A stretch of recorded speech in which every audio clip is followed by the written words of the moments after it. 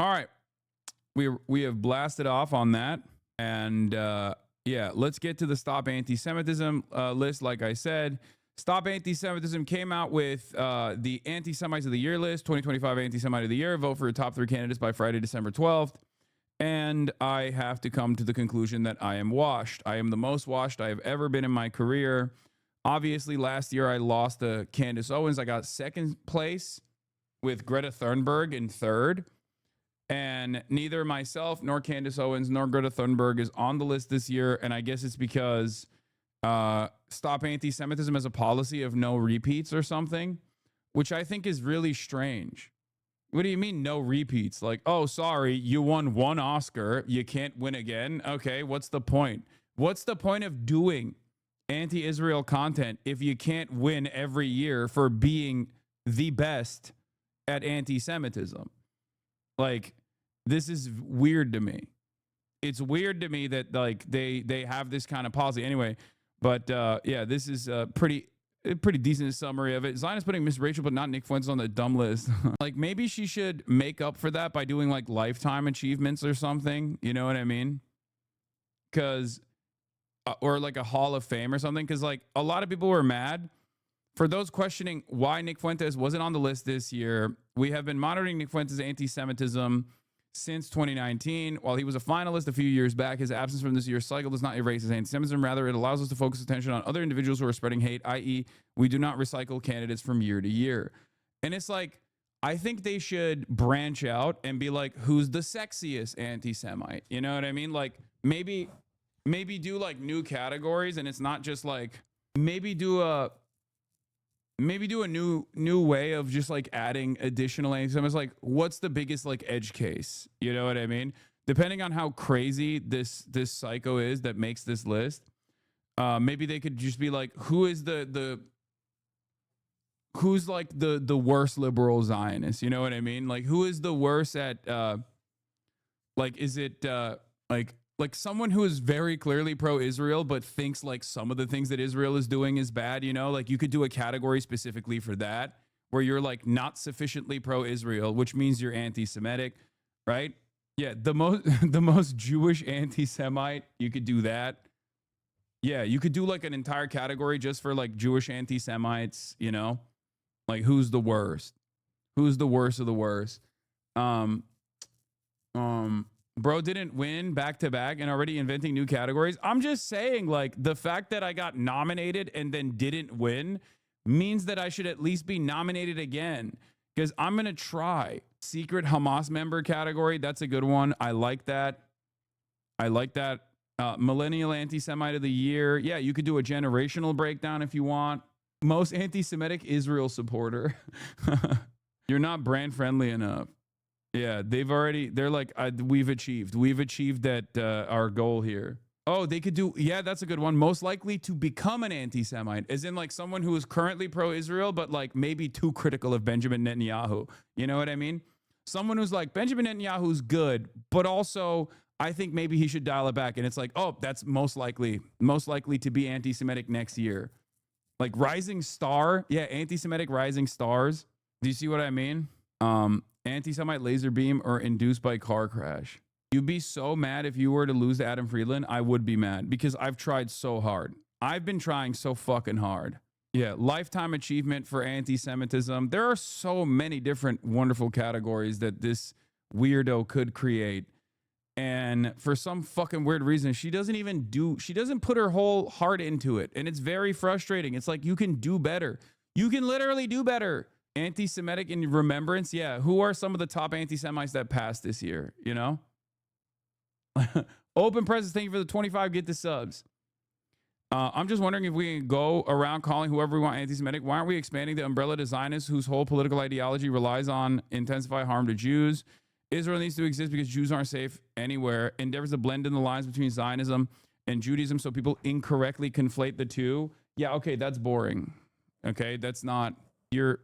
Yeah, Leora Reznichenko is definitely an anti-Semite. Also, she appeared currently getting sued by multiple people across the country. Wait, they're suing her? That's also anti-Semitism. That's, wow.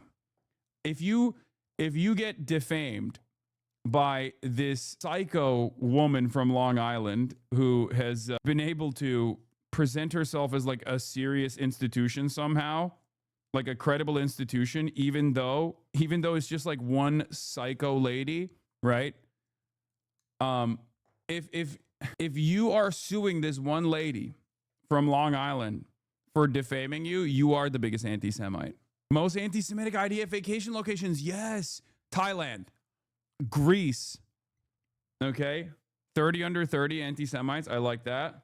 I think she's just one person. She can't plan this whole award show by herself. We're trying to help her.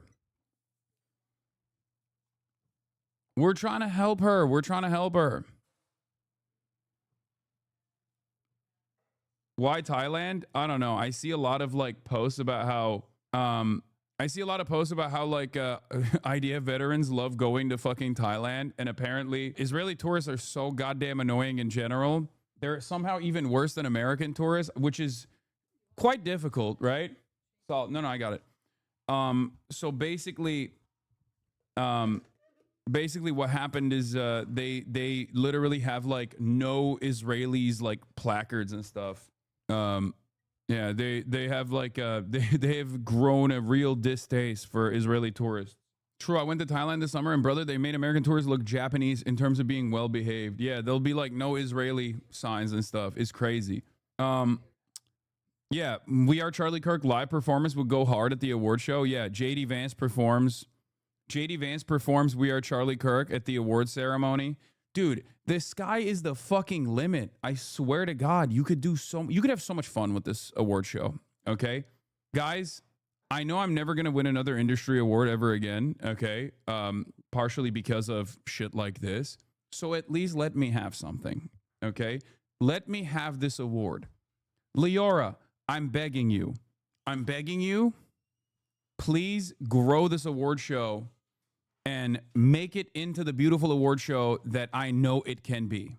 Okay? I'm not just saying that because I am never going to be invited to like the Streamies or the Video Game Awards or any number of different award shows like that ever again, and ever going to win it ever again. Let's be real. And this is my only opportunity to win an award. But I think you have an opportunity here. You have an opportunity here to grow this thing, okay? Make it the most beautiful award show that I know it can be. Reminder that Stop Anti-Semitism is just one unhinged lady with an internet connection. In a sign of how serious our legacy media is, the New York Times took her assertion that Miss Rachel is funded by Hamas seriously. Yeah, and Jake Tapper hosted her on his show as an expert on hate. Like, think about that, dude. That's how psychotic it is. You can be one cyber stalker, okay, with a deep mental illness. And if you're doing it at the behest of Israel, you can go on CNN and New York Times. Like, think about that. That's how much legitimacy you get.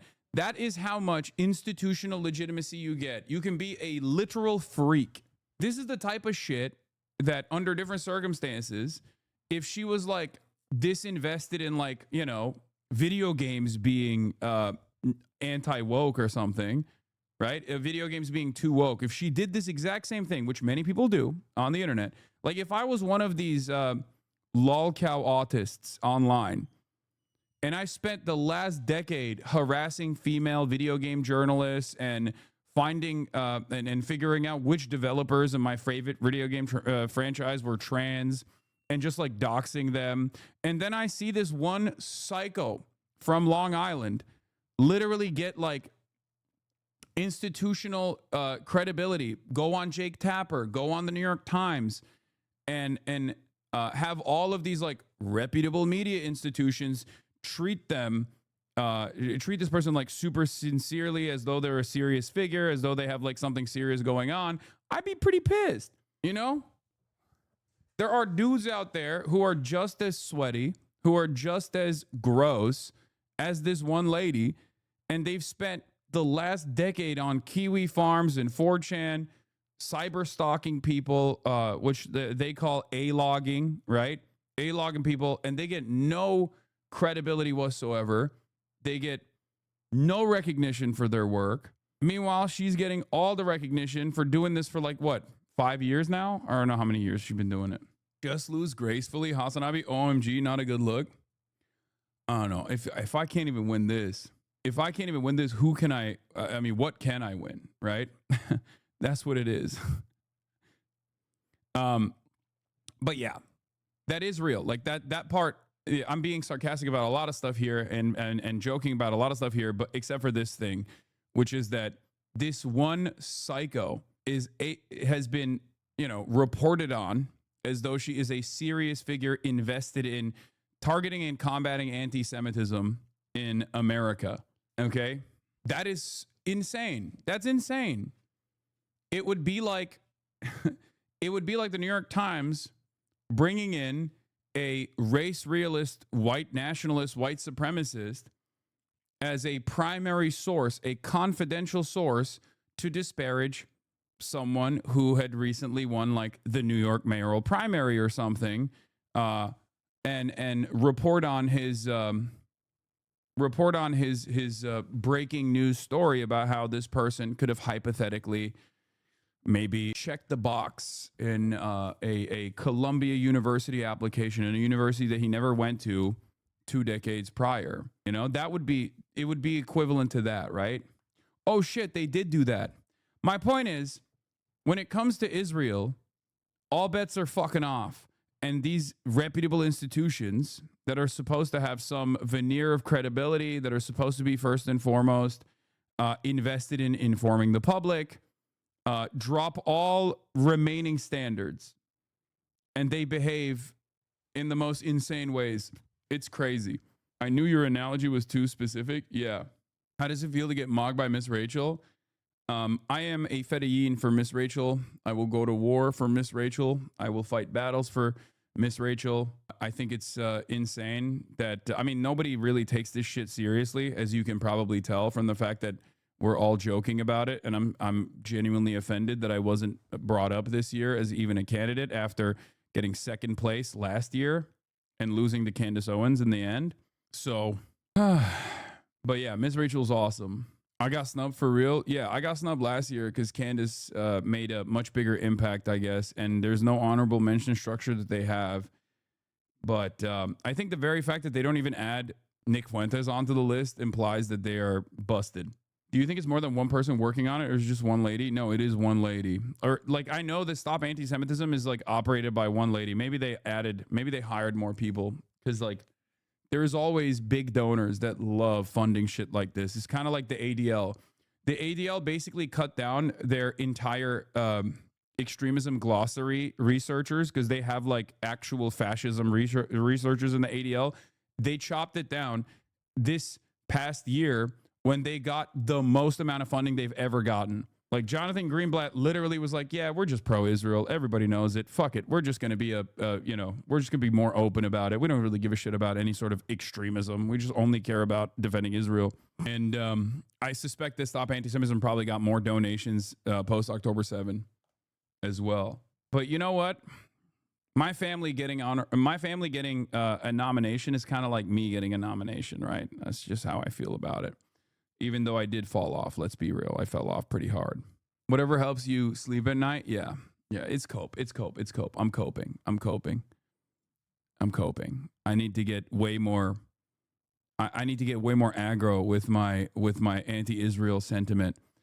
Anyway, apparently, experts sound alarm amid concerns over Chinese influence in schools. Where does anyone have a timestamp of where I get an honorable mention by Fox News? Do you know? Apparently, they brought my name up on this when talking about it. Xi Van Fleet, who survived Mao's Cultural Revolution, joins Fox and Friends Weekend to discuss Chinese influence in American schools and her broader warning on communism nationwide. Owned groups have been buying up schools across the United States, including Spring Education Group, with ownership of 240 schools across 19 states. And they're funded by a Chinese investment firm whose CEO has been described as, quote, an ardent Chinese nationalist. Xi Van Fleet was born in China, and she lived through the Cultural Revolution. Short. We'll just watch it. She joins us now. Xi, always great to have you on. You know what? I've been following a lot of stuff with the CCP. I didn't even know that they were owning or donating to 240 schools. Explain to our viewers why the Chinese would want to have this happen, what they're up to. Yeah, I think it's so important for Americans to understand that CCP, since its founding in 1921, always regard America as its arch enemy and has been never stopped working. Now, literally wrong. Wrong to a degree where it's like, not only is this wrong, but it's so wrong that I would go so far as to say that like the USSR post World War II was the #1 op for America and vice versa, whereas China, in many circumstances, in many instances, with the exception of like the Korean War, for example, was aligned with the United States of America on foreign policy, as a matter of fact. So definitely wrong, and also extra wrong when you say like, oh, since 1921. That's super wrong. They were incredible allies during World War II. What the fuck? To weaken and undermine the United States in order to replace it to become world superpower. And education has been the very important battleground. And since the early 2000s, they started with the higher education, with the Confucius institutions everywhere in the United States. And then they moved to the public schools with donation and exchange programs such as sister school programs. And now they're moving towards private schools, buying a lot of them. And so in 2015, they bought the high school, New York Military Academy, where Trump attended. Yeah. And why? They're not here to make money. They're not invest to make money. They're here to take over American education and turn our classroom into the little red classroom and our education into American education with CCP characteristics. What they really want is generations of people like Hassan Piker. This influencer just went to China and then told his millions of followers that China offered the solution for America. Communism is the solution to the problems that capitalism created in America. That is what they want. And that is very, very dangerous. Yeah, it certainly. That's right, baby. That's right. That's right. That's what I did. That's me. Let's go. It's so, this is, dude, I like that this is a controversial opinion. A controversial opinion is, hey, instead of, I don't know, going to fucking war with Venezuela, we should do robust development projects in the United States of America, not dissimilar to how the People's Republic of China has been able to modernize and urbanize at a rapid rate. Like, let's use some of the unlimited resources that we have in making America a dominant force for good around the planet, as opposed to endless wars, as opposed to endless extraction of natural resources from the global south. Nope, not allowed. We have to do more war with Venezuela. Fuck you. It's crazy that is like that's an unacceptable thing. Like, this is considered, not only is it considered unacceptable, but it's actually considered inappropriate and dangerous. Okay?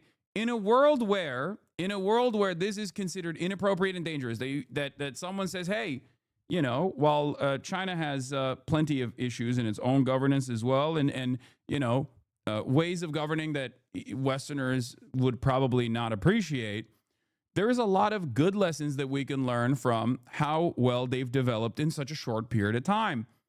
And you say that, and people go, abso-fucking-lutely not. How dare you say that? That is insane. How dare you say that? It's crazy. And by the way, you mentioned that New York Military Academy, that is the school that President Donald Trump. So clearly, they're trying to influence the elites in the future elites. Like the Confucius Institutes that they talk about are basically like educational partnerships. Okay, that's what they're talking about. It's like to promote the Chinese language and culture. That's it.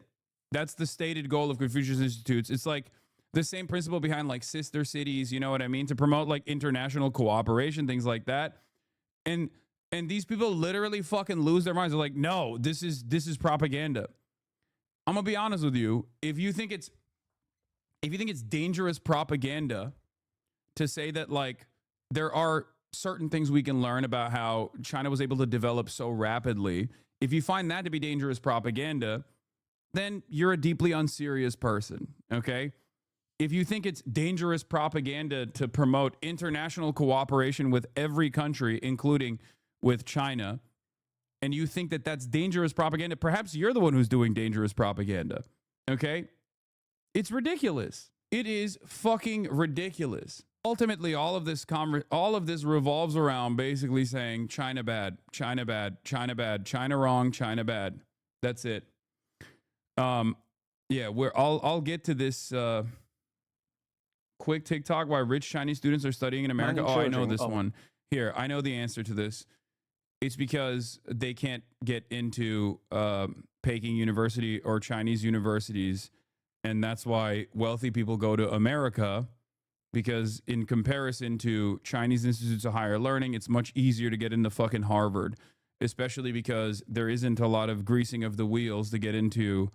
There isn't a lot of greasing of the wheels to be able to get into the Chinese universities. It's a strictly meritocratic process. It's the same principle behind private institutes of higher learning in Turkey as opposed to the much more competitive public institutes in Turkey. It's the same for Turkish public high schools and public colleges, which are free and are incredibly difficult to get into because it's purely based on your scores, as opposed to private institutes, which are a little bit easier because there is already a paywall there. That's it. The reason why a lot of wealthy children of wealthy Chinese people and like party members and stuff come to the United States of America as opposed to staying in China is because they can't get into the best possible Chinese university. It's the same in any country that has like a public. It's identical in any country that has a public institute of higher learning process. If you have public colleges, public universities, they are going to be really, really, really competitive. It's not just almost all of Asia that follows this structure, for the record. It's just most countries that have a public system has a similar merit-based approach. France is different in that regard. University is public and easy to access, but in Japan, it is how you describe too. This isn't to say that like the universities, like the top public, like the second tier universities in China or in other places are bad. They're still pretty good. It's just that you can actually basically buy your way into an institute of higher learning in the West, specifically in America, especially because American universities rely on foreign students who pay like 2x, 3x the amount to fund all of these big initiatives and big projects. That's part of the reason why Donald Trump actually came back and dialed back his aggressive approach to Chinese students coming to the United States of America and was saying like, no, this is good, actually. We need the Chinese. And then Laura Ingraham famously was like, what do you mean? They're not French. And he was like, oh, do you think the French are so good? They're not good. We need the Chinese. We need the Chinese. There's also an associated prestige on certain countries with regards to universities as U.S. universities better. It isn't something everyone necessarily agrees with, but employees are unfortunately older people that have internalized white supremacy and American exceptionalism. Yeah, I'm saying you get more bang for your buck. Like, if you are Amjad, because the name of the national test has changed because I took this fucking test in 2008 and the name of the national test in Turkey has changed. I don't even know what it's called now. But back in my day, it was called ÖSS. Anyway, ancient history now. All right, let's move on from this. Let's get into some fun stuff. Welcome to Unk Status. I've been at Unk Status. Congress is asking new questions about lawmakers. Chinese TikTokers are spitting Hasanabi. Americans living in a superior lifestyle compared to Chinese. Dude, stop sending me these stupid messages. I'm 38 years old. If in my 20s, I may believe you. Also, I live in California, Bay Area, 4 years, I see your homeless people. I see your middle class people. Okay, if you are a millionaire, you have good life in United States. True. When you want to compete two countries, people living standard, compare rich to rich, middle class to middle class, poor to poor. Your poor people sleeping on the street cannot afford fresh food. In China, the poor people sleep in their own home, able to afford everything basic human needs. All right, electricity, internet, fresh food, just medical bills also, college even. You know, that's how affordable for our Chinese. And our middle class in China, their living standard probably better than your upper middle class. You never lived in China, dude. You need to wake the hell up. Yeah, but can he afford Coca-Cola and Netflix? I mean, yeah, you can. But to be fair, it's not the same. You know what I mean? It tastes different when you're tasting it with freedom. Reading this, Oxfam, 10 U.S. billionaires have had their wealth increase sixfold since 2020. No, I know. It's just like capitalism creates this incredible consolidation of wealth, right?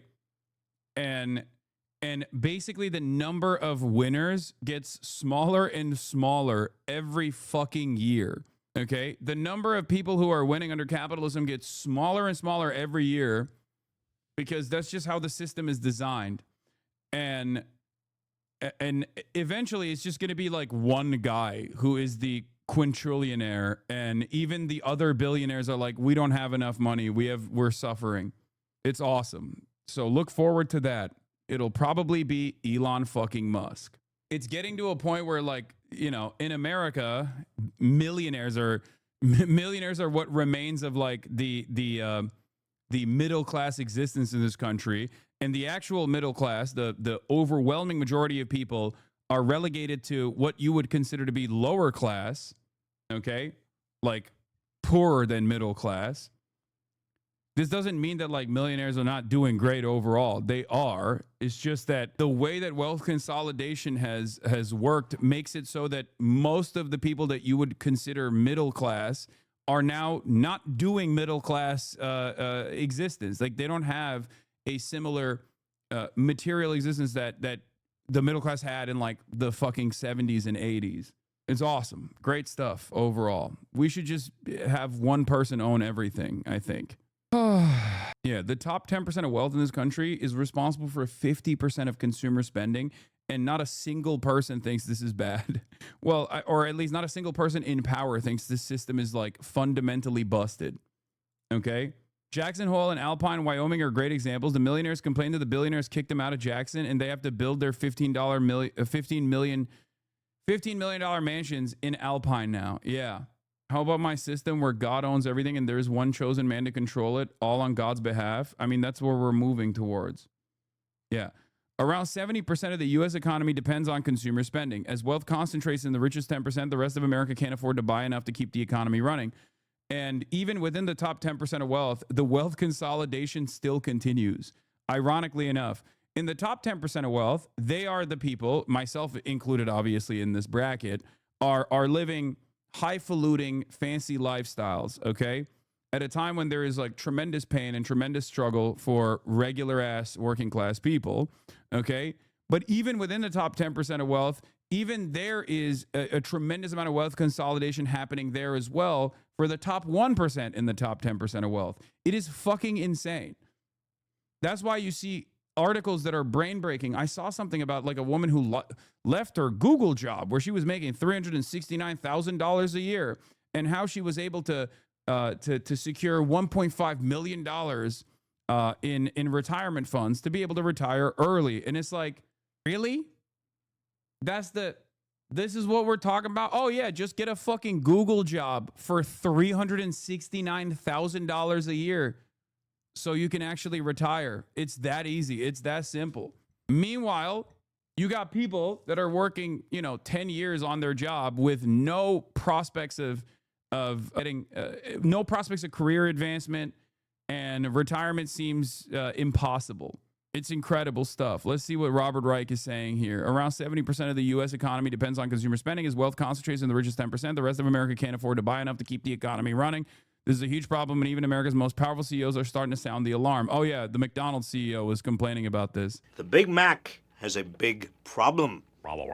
According to the CEO of McDonald's, fast food chain saw a double-digit dip in visits from lower and middle-income customers in the first quarter of 2025. The reason? Customers can't afford it.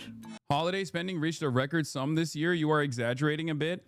Okay, once again, you have to look at who's doing the expenditure, who's doing the spending, because that doesn't change what I'm talking about.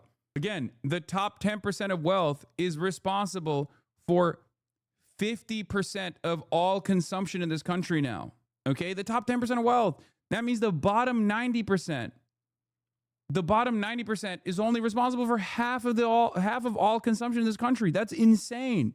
While the stock market is riding high and the Trump administration is slashing taxes for corporations. Yeah, spending is up, except items purchased is down. Spending is up, and yet the number of people spending is down. I wonder how that happened. Perhaps inflation might have something to do with it. I don't know.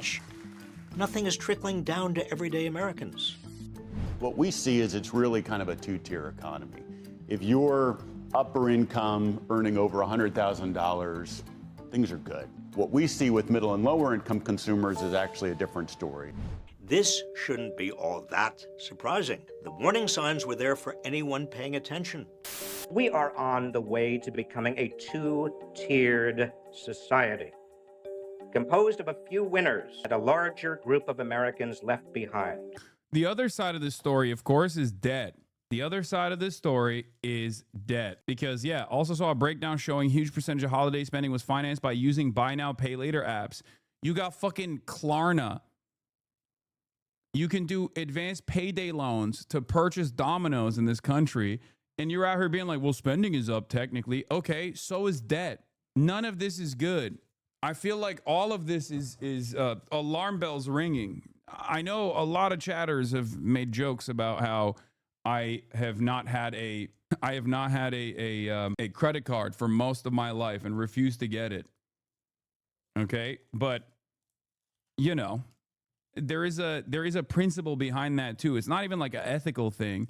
It's just that I've always had the mentality where it's like the idea that I have to like take on debt specifically so that people can realize that or institutions can recognize that I'm good with the debt is so stupid. And it's weird because like, must be nice. No, I'm talking about when I was broke, dude. What the fuck? Like this structure is entirely different elsewhere. Okay. This structure is entirely different elsewhere where if you don't have a credit card in the United States of America, you are not a part of the system.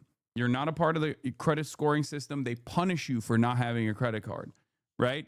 So technically, even if you are spending only as much as you have, okay, without taking on debt, and ironically enough, the appropriate way to do this is by taking on debt, but only as much as you can pay for it, right? But there is no need for that additional middleman there. There's no, like, there should be, Hassan, you were not broke? Okay. No, I was. I know that a lot of people say that that's not the case, but I absolutely fucking was. It's so crazy that this is, oh my God. I do not have a billionaire parent, you fucking losers. Okay. Oh my Lord. It's so funny because all of this is straight up on camera. Okay. I know, but you still were not.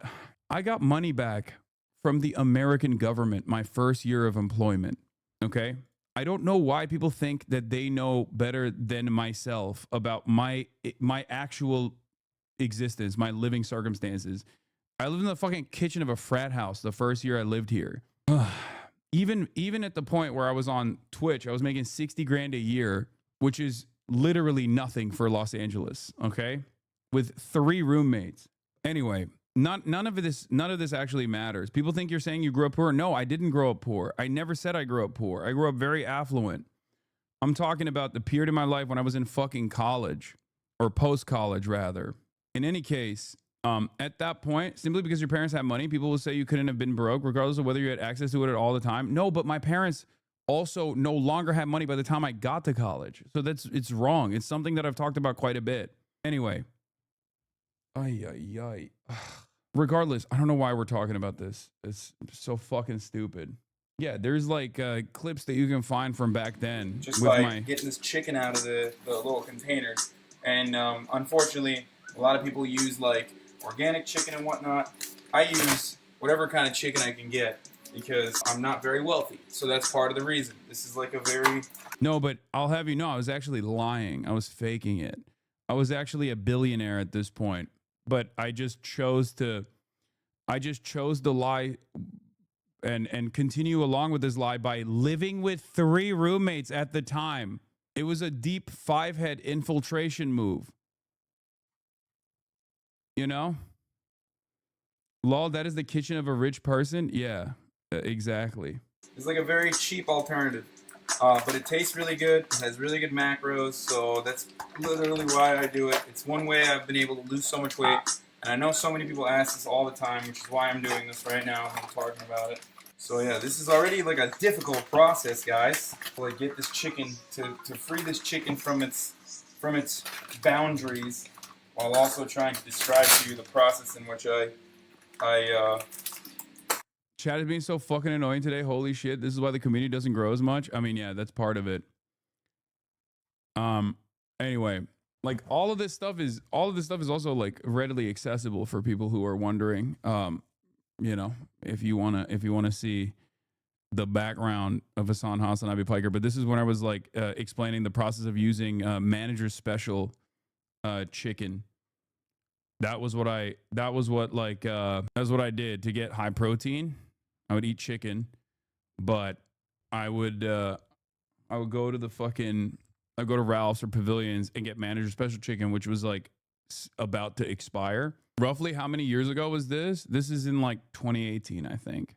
But wait, how the fuck? Why did I even talk about that?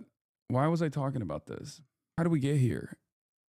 Oh, we were talking about fucking we were talking about like, even ironically enough, at my brokest point, I didn't have a credit card at all.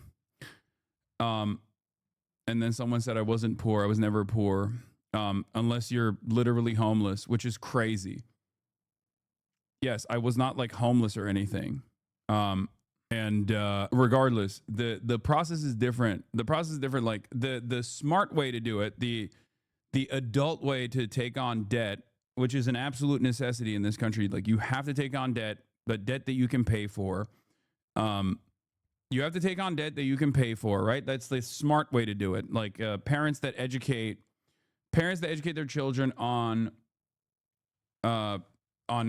smart finances will tell them like, you have to get a credit card, but you can only spend however much you can pay at the end of the month. Like that's the appropriate way to do it. But in other countries, like there is no middleman like that. There is no need to fucking get a credit card at all, right? But unfortunately, the United States of America, if you want to fucking rent a place even, you have to have credit. They check your credit. And when they check your credit score goes down. It's insane. And I know this from my, again, personal experience, because even when I started making a little bit of money on top of my regular salary at the Young Turks, it was like 60 grand by the time I was leaving TYT, I couldn't rent an apartment. I had to, if you guys remember, I talked about it at the time with like Enes. Do you remember Enes Yilmazar, the YouTube realtor guy, who's now like obviously a very famous YouTube realtor guy? Back then, he was just my friend who didn't even have a YouTube channel at the time. This guy, he was just a guy who had done real estate in the past in Los Angeles. He did not have 4.1 million subscribers at all, right? And I actually got help from him and snuck myself into the apartment in 2019, the 1-bedroom in West Hollywood, because he knew a person that was supposed to be checking the credit scores at the company that owned, like at the developer or the management company that owned the apartment complex, because I didn't have credit. I didn't have any credit. So there was no way for me to actually get an apartment at all. No way for me to actually rent an apartment at all in Los Angeles. It's fucking insane. It's an insane system. Anyway, now Enes is also popping, which is so crazy to think, because I remember giving him, when he was like, oh, I'm going to start a YouTube channel. And I was like, oh, you can use my lights. And I gave him my the light boxes that I had. And he was like filming stuff from his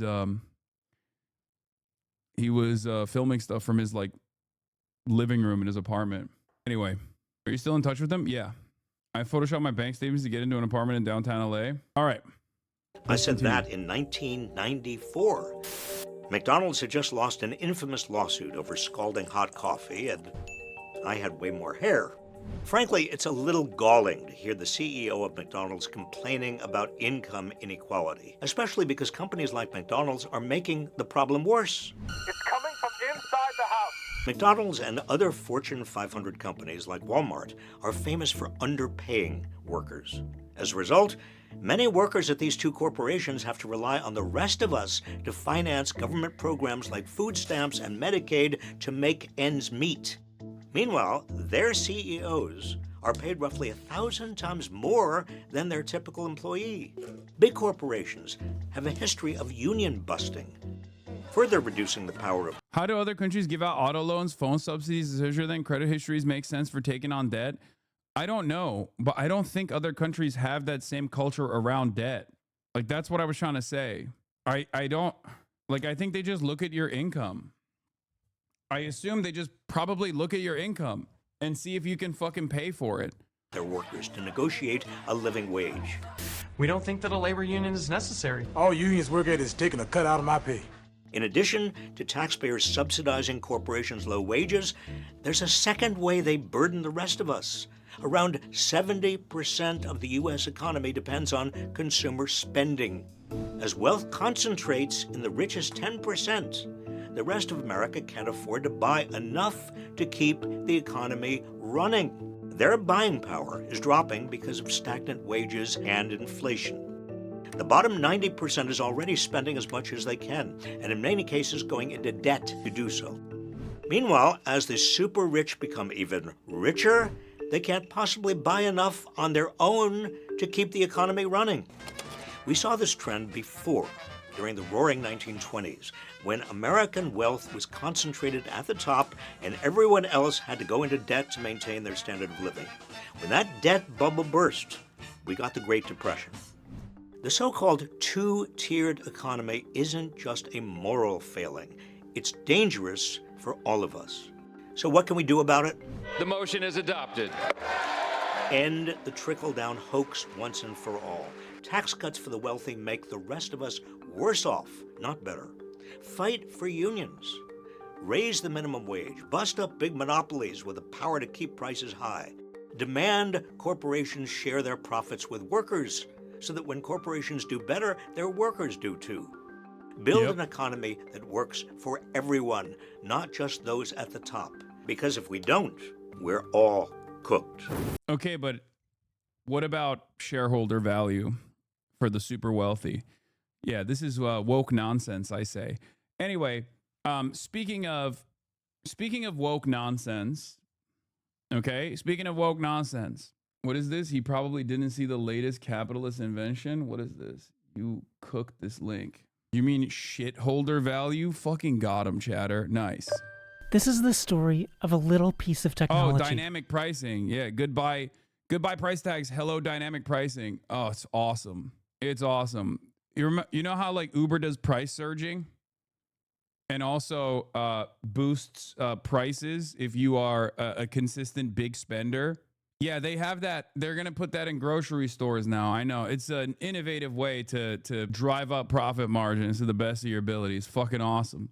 What is this? Even the hyper rich are totally broke? I don't know what this means. Late last month, a report published by Goldman Sachs caused a bit of a firestorm in the personal finance community when it found that 40% of people earning more than $500,000 a year were still living paycheck to paycheck. Dude, this is so busted. It's just, I don't even understand how that's physically possible. I don't understand how that's physically possible. That is, it's the budget tweet. Yeah, it's like, hey, I'm spending $13,000 a month on candles. Please, someone help me budget this. My family is starving. Like, what are you doing? At that point, I would say, cut down on the fucking avocado toast, man. Unless there's something going on here that I'm not aware of. But like, you got to do quality of life adjustments at that point. If you're making 500 grand a year and you're living paycheck to paycheck, there is something deeply wrong with your expenditure. IRL backpack. Yeah, this is ironically enough, this was when I was talking about how like I live within my own means as far as like way below my own means, and everybody fucking yelled at me. If you remember, I got soft canceled for that a while back, which I meant like for how much money I make, I don't spend that much money. I know it seems like I spend a lot of money, and in comparison to the average person, yes, I do spend a fuck ton of money. Except, you know, it's totally fucking marginal in comparison to how much money I could be spending. What was even more shocking is that from the same group of high-income earners... I don't understand how you can just be paycheck to paycheck at 500 grand. It doesn't make any fucking sense. Less than a third of them reported that they were consistently able to make contributions to long-term financial goals like paying down debt or saving for retirement. Now, I know it might be hard to feel too bad about the financial struggles of people earning 10 times the median income, and the general response to this report online was not too sympathetic. But it does reveal a lot about the way our economy has changed since this report was first published just 10 years ago. Now, history is of course filled with endless stories about people who have blown through enormous fortunes, but these have been rare exceptions to the rule, and these stories have mostly come from athletes, celebrities, and lottery winners. People who make a lot of money in a short period of time and then get Yeah, I think these guys are not like I guess they're not making wise investments in general, but then also beyond that, they probably have a lot of people, a lot of mouths that they're feeding. And if you noticed, the reason why a lot of athletes go broke is not necessarily because they're overspending or they have a lot of mouths to feed in general, but because they rely on their wage for their entire income. And unfortunately, in the United States of America, you cannot act like we call this financial illiteracy, right? But what we actually call financial illiteracy is ironically a byproduct of the wage labor structure not being designed for the wage labor structure that exists is not designed for financial security permanently. So a lot of regular ass working class people dunk on these people who make a fuck ton of money, right? Because they go, oh, they're so stupid. They're so financially illiterate. Oh, how dumb. Why didn't they actually move into some kind of passive earning, some kind of like capital accumulation structure? It's so funny. It's like, yeah, no, it's not supposed to be that way. Someone who's making, someone who's like generated $6 million of income over their lifetime through their wages, because athletes are still wage laborers, okay? I know they make a lot. They're high earners, but they're still wage laborers nonetheless, should have a pension structure that allows them to still continue surviving. So what we call financial illiteracy is ironically the concept that these guys are not turning into the capital owning class. It's the darn stupid poor that don't understand the 1% struggles. No, you're so dumb. You're misunderstanding my point. It's the darn stupid poor that don't realize that the system is designed in a way where you have to become a capital accumulator. My point is, it shouldn't have to be that way. Not everyone should have to become a fucking landlord so that they can have, so that we can, so that we can have any sort of like a nest egg, right? Any sort of retirement fund. Someone who makes $6 million is not a 1%er. No, I'm saying $6 million in lifetime earnings. You constantly critique the extraction of surplus value. You retain 100% equity in your brand, even if you pay it as well. You are still a private owner, dictating the distribution of profit rather than a co-op. How are you not just a benevolent capitalist perpetuating the exact labor structure you critique? It's because I am a capitalist, and also I am doing that. I'm a hypocrite. I'm a hypocrite socialist. Have you not realized this already? Although I do have a co-op, but it doesn't matter. That's besides the point. Okay, you got it. You got it. I am a benevolent capitalist. Not even a benevolent capitalist. I'm actually a bad capitalist. I'm the worst kind.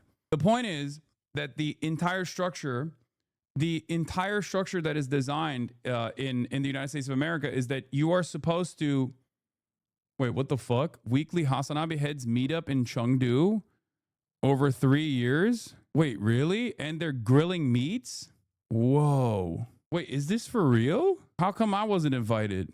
Things we do include prepare Szechuan chicken noodles for 100 people on the street in under 20 minutes every week and share with the local workers just for the challenge for more than 3 years. Hiking, biking, football, soccer, open mic, camping and grilling, techie stuff, competitive FPV, drone flying, assembling, radio comms, math programming, food cooking, food eating, food sharing, any other grassroots mobilizing and organizing activities to build up a sense of community. As a prelude to the main topic, news, politics, and actions, we thank Hassan for fostering a sense of unity in his China Maxing series. Now we want to do our fair part as Chengdu audience to welcome our comrades to check out our weekly meetups in Chengdu. DM me for location. We have friends everywhere. Our new Bilibili channel.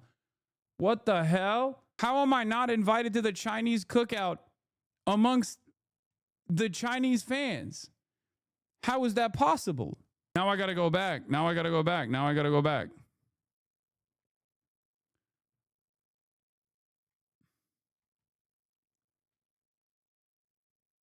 It's crazy. You didn't RSVP?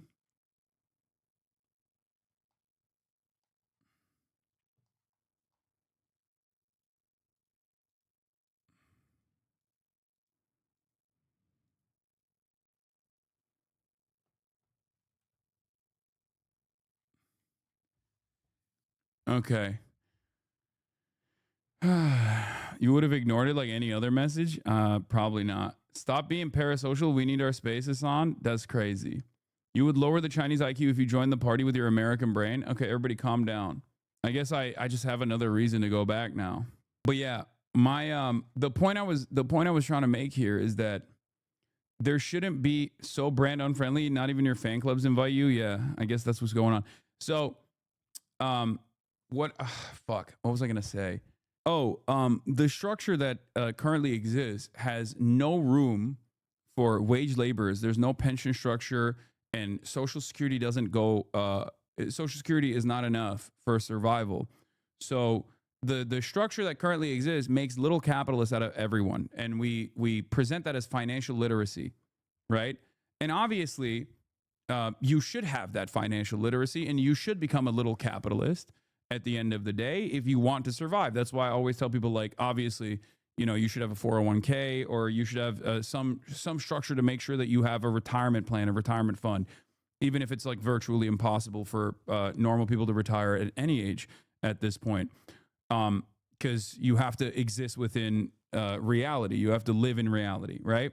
But it's crazy to me that a lot of people actually dunk on these people when, in fact, even a person making like $6 million over their entire fucking lifetime of wage labor burns through all of that through, stupid decisions, certainly, right? Because they're probably outspending however much money they're making and not putting enough on the side so that they have a retirement fund, but should still have a pension structure or should still have a Social Security structure that allows them to have like a basic living standards met.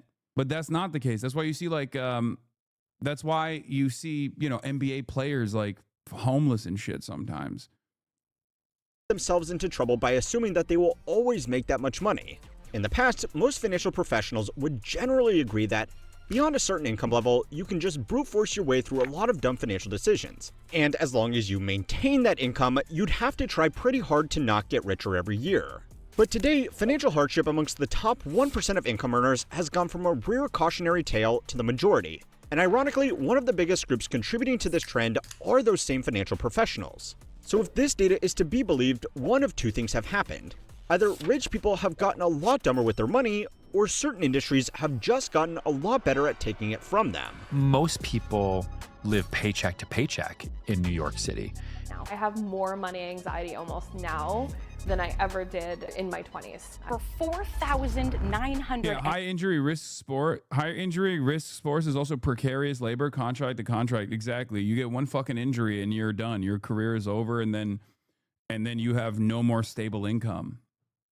$65 before taxes and fees. A concrete square in the Mexico City Stadium, $700 or $1,450 for a view of the stadium. By the way, going back to what that other chatter was saying, that I find really funny is like you retain ownership over 100% of your IP is such a funny fucking way to operate. What am I supposed to do? Like yeah, dude, I am the content. What am I supposed to do? I'm a human being. Like, what am I supposed to do? And even then, I don't even retain ownership over my own IP, and I tell people they can do whatever the fuck they want with it. But like, it's so, I am very open about this. Like, where, you can do whatever the fuck you want with the IP, make money on your own if you want to fucking chop it up and repost it on whichever platform you see fit. That's why there's a lot of people that have literally paid for their colleges, paid for their college education through the Hasanabi Clips industrial complex and shit like that. But it is funny to like, what am I supposed to do?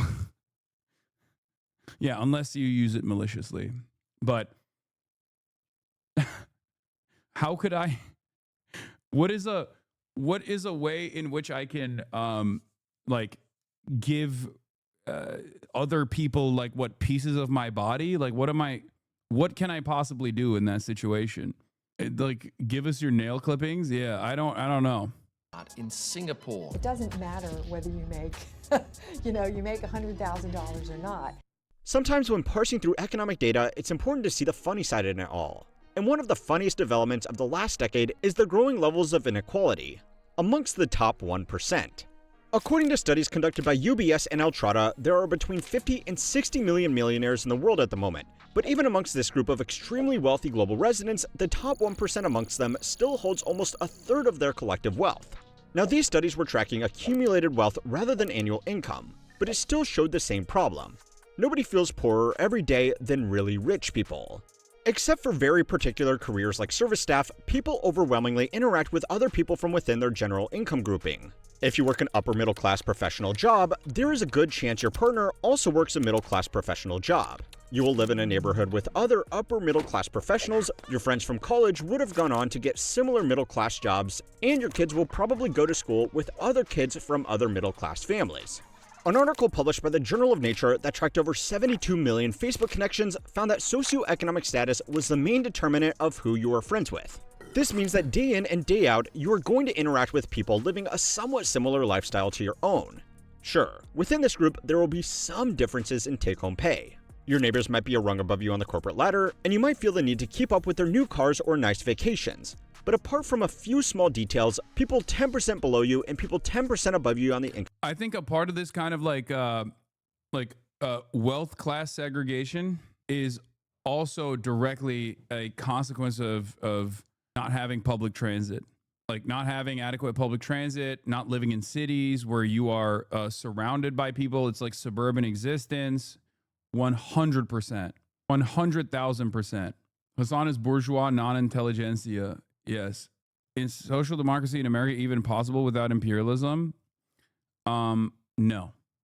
Yeah, I mean, it could be. It's just, as it stands, there is no social democracy without imperialism.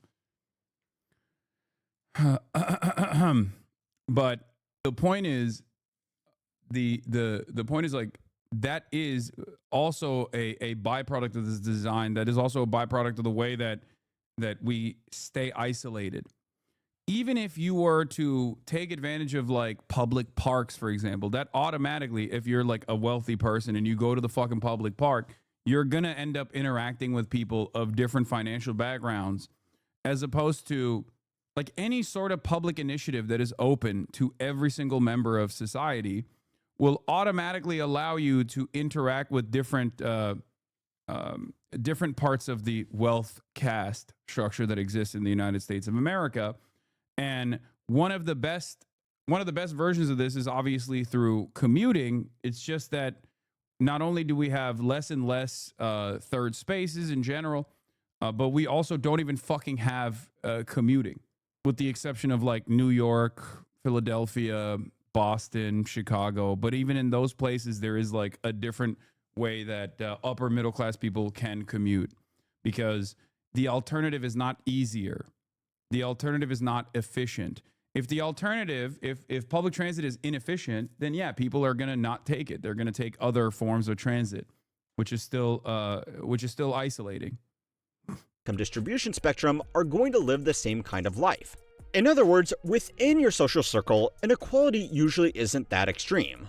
The study also found this to be true for households with the lowest incomes. They overwhelmingly interacted with other low-income households, which had a negative impact on economic mobility. The old adage of, it's who you know, not what you know, is unfortunately absolutely true.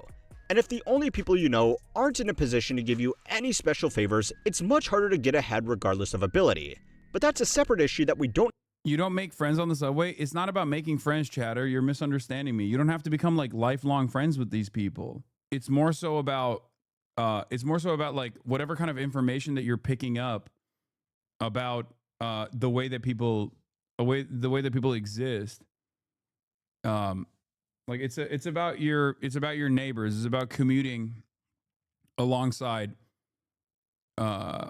people that are of different financial backgrounds, that helps you develop a greater understanding.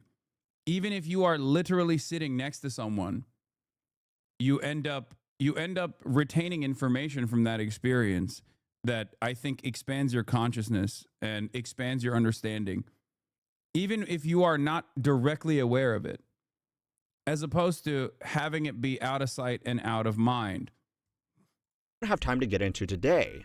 Where this gets really interesting, though, is by moving the scale all the way to the top. It's only here that extreme inequality is visible within a decile of wealth. If you earn $500,000 a year as an analyst at a private equity firm, you are wealthy by almost anybody's standards. But compared to your general partner who is making $10 million a year, you are basically destitute. Basically, nowhere else on the income spectrum would you be working alongside someone else that made 20 times more than you.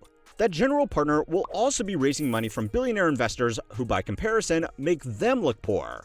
And then when those mere single-digit billionaires fly to Davos, they are going to be rubbing shoulders with other business people several hundred times richer than them. There are several orders of magnitude in income and wealth variance within just the top 1%, which means lifestyle comparison is far more damaging. If you work as a roofer, your colleagues might convince you that you need to lease a new F-150. If you work in a hedge fund, your colleagues might convince you to fly private to Art Basel for the networking. This is part of the reason why people making only $200,000 to $300,000 a year were doing significantly better financially in the Goldman Sachs study. On average, these people were still living in the real world and were largely exposed to other normal people. Demographers have dubbed this. Yeah, basically they're saying that if you're in the 200 to 300,000 bracket, you're wealthy. You're so wealthy that you are the wealthiest person in your friend group, and therefore your expenditures still are closer to like the average person, as opposed to people making 500K and above, who then become the poorest wealthy person, and your expenditures change as well. And it also makes you feel like you're broke in comparison to your peers. Like, basically the richest person living in the richest person still connected to the working class in some way, shape, or form is feeling a lot wealthier than the poorest person in the highest tax bracket. Socioeconomic fractality. Skinniest guy at fat camp. Kind of, exactly. This is why I always say, like, wealth is a relative concept.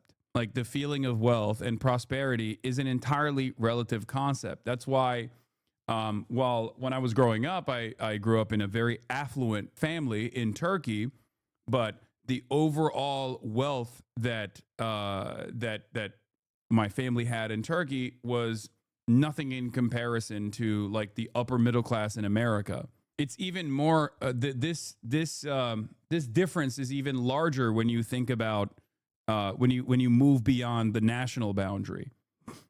And it was actually first observed by Vilfredo Pareto when he was poring over tax documents more than 100 years ago. You may know this guy from the Pareto principle or the 80-20 rule, so that's pretty cool. But in the 100 years since this was first observed, some things have changed. Recent booms in global wealth have further divided this tiny group of wealthy people, and that's done two things. The first is that it's created absolutely hilarious situations that you are all welcome to point and laugh at. Like this guy complaining in a local Palo Alto paper that billionaires building their mega mansions were, Hey, Shoe Squire, thank you for the 10 gifted subs. And I quote, running roughshed over average millionaires like himself. This is unironically just one of many, many instances of millionaires complaining about how hard they have it now. But while it's fun to laugh, there is something more here. Inequality has always existed. And as dumbfounding as the recent spike in millionaires living paycheck to paycheck is, it does shine some light on some other concerning developments. So it's time to learn how money works to find out how the top 1% got so good at bankrupting themselves. This week's video is sponsored by FlexiSpot and their new E7 Pro standing desk. FlexiSpot has been making ergonomic workstations for years, focusing on helping people stay comfortable and productive, especially if you spend a lot of time at the computer like I do.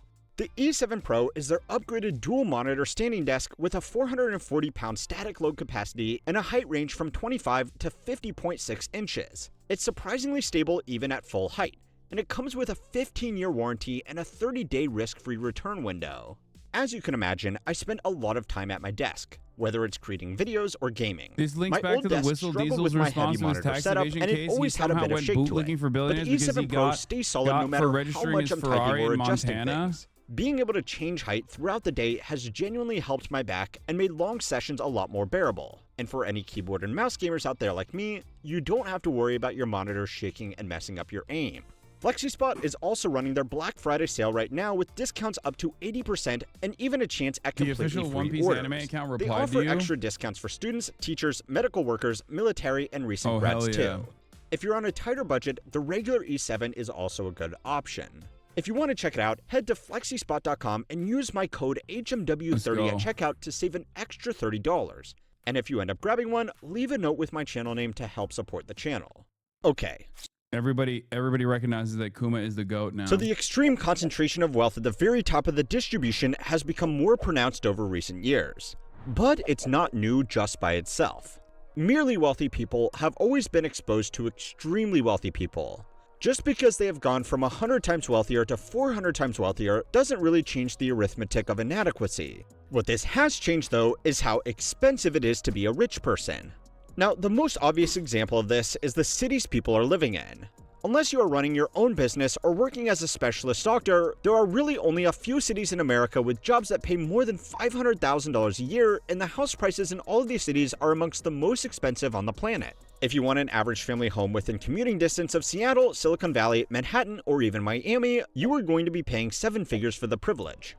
Put a 50-year mortgage on that, and then after income, property, and state taxes, in most of these centers, that is going to leave you with around $50,000 a year in actual disposable income. Now, I know what you were thinking. $50,000 a year after taxes and housing are accounted for would be a dream for most families. Yeah. And you would be absolutely right.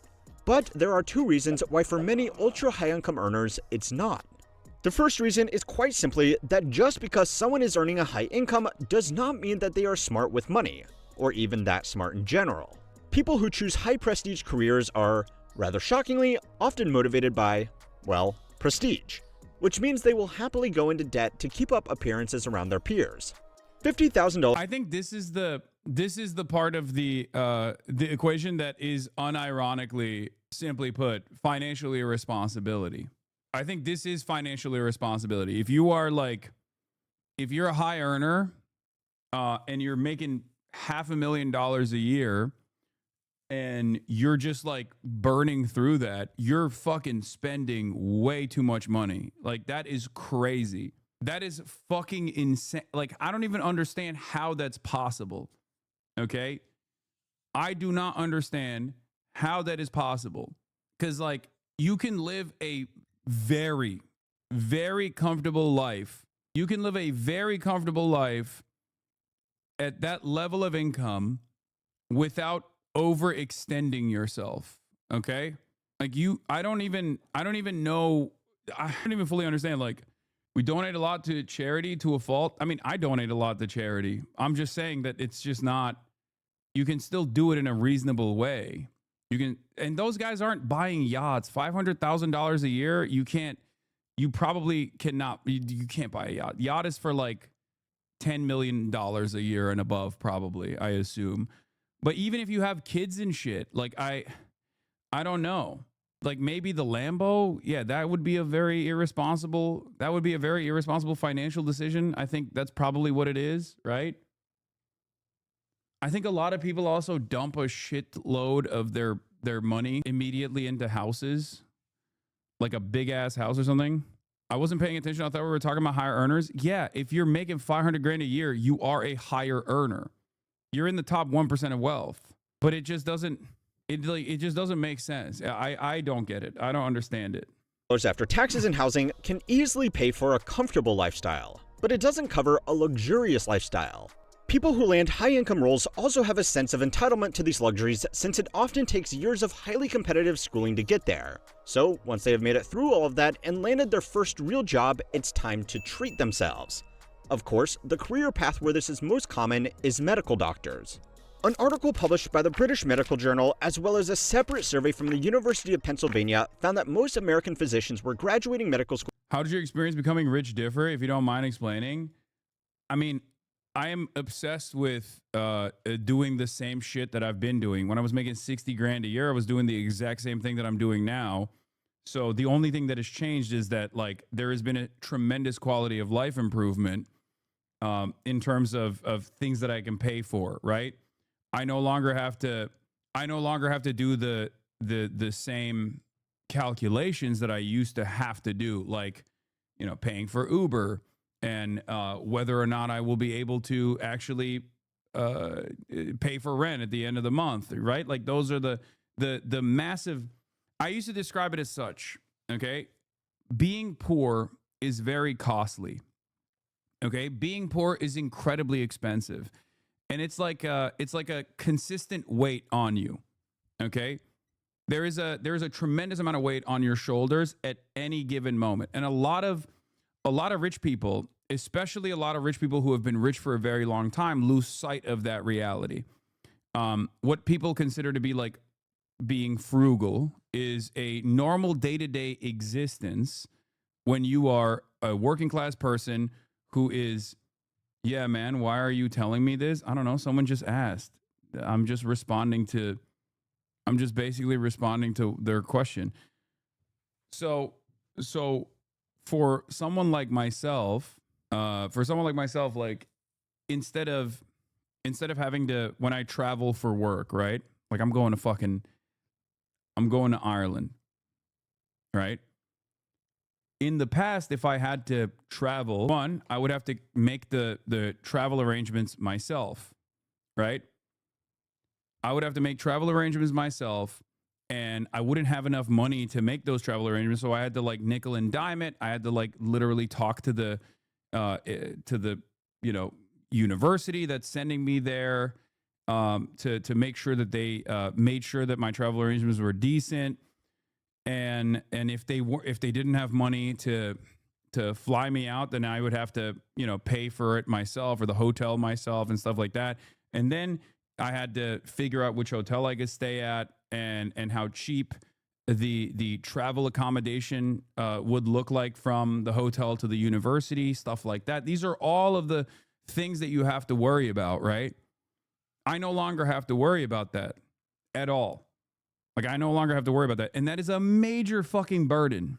That is a major, major, major burden that is lifted. Not having to worry about bills or being able to pay for bills is a major burden lifted off your shoulders. So, like, in many respects, there is a reason why once you get to a certain level of wealth or a certain level of, like, of wages, you're financially set and you are happy, and then your happiness metrics start you start getting diminishing returns.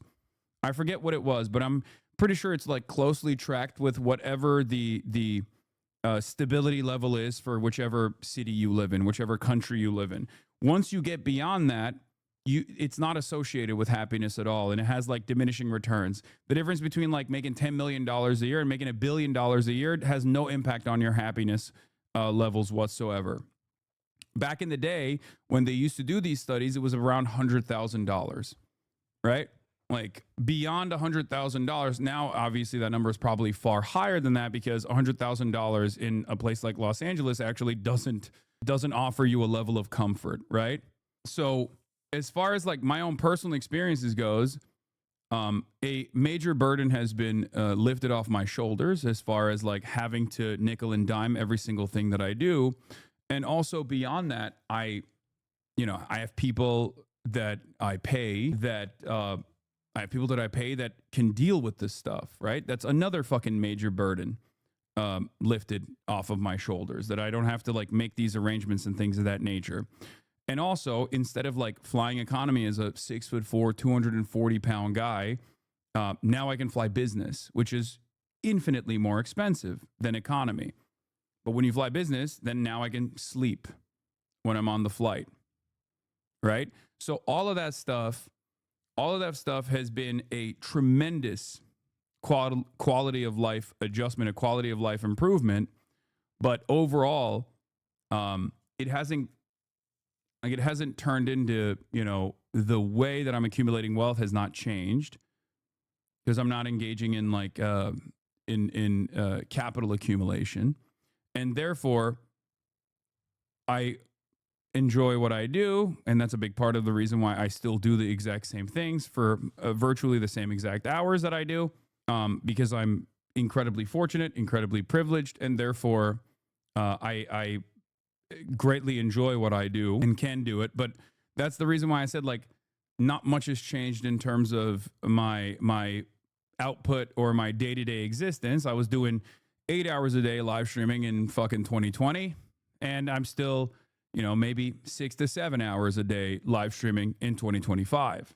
Yeah, I shouldn't have said 6 to 7. Everyone's gonna get fucking, the dinners are better, let's be real, for sure. No, the dinners are better, the clothes are better, the travel accommodations are better. Yes, all of it is better. But I'm saying, like, I think people that get to a level of financial success get there specifically so that they can actually put aside a tremendous amount of the wealth that they've accumulated, so that they can have their money make money for them, passive income, so they don't have to fucking work. Do you understand? And then they just like travel around the world or engage in whatever the fuck they want to engage in. Like, they don't, the goal in the United States of America under capitalism is to get to a point where your money makes money for you, so you don't actually have to work at all. Become a capital owner. That is the final stage, is the highest stage of capitalism, is when you actually move from the wage laboring class to the class that no longer needs wage labor and can do wage labor specifically for fun if they choose to do so. Okay? That's when you that's when you have succeeded. And the entire system is designed for those who are for those who reach that level of success, oftentimes at this point through sheer luck more than anything else, is the system is designed so you don't actually have to fucking work at all. You can just engage in capital accumulation. That's it. There are unimaginable amounts of safeguards to make sure that once you reach the level of capital ownership, if you're not taking like tremendous risks, you can just kind of stay there, right? The way I see it basically is, if your net worth or the growth in your net worth, if 51% of it is coming from your wages, you are still closer to a proletarian structure, as opposed to 51% of it coming from your capital accumulation, at which point you've become a capital owner. Obviously, this is not a well-defined, it's not a well-defined and like a complete, like there's differences from person to person. It varies. But that, I think, is the way to make this class assessment. That's kind of immortal. No, nowhere near that of being a landlord. You mean immoral or immortal? I do think landlords who have a job are capitalists, though. Yes. I'm saying that if you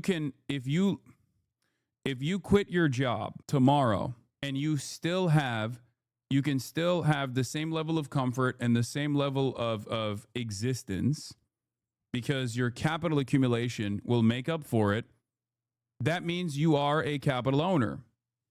Simply put, if you can just stop working, stop relying on wages entirely, and still engage in the act of capital accumulation that will allow you to maintain your level of comfort, that means you are a capital owner, even if you are working. Okay?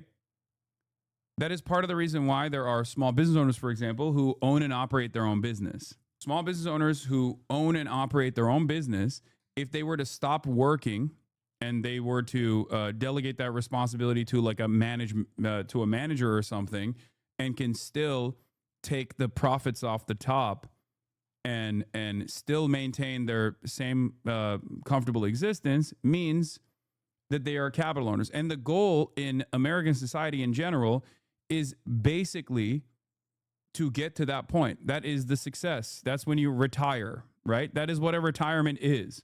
Like, and unfortunately, there is virtually no other way. There is virtually, as it stands, no other way to exist as a retiree. Because once you are no longer a productive laborer, once you've moved beyond, the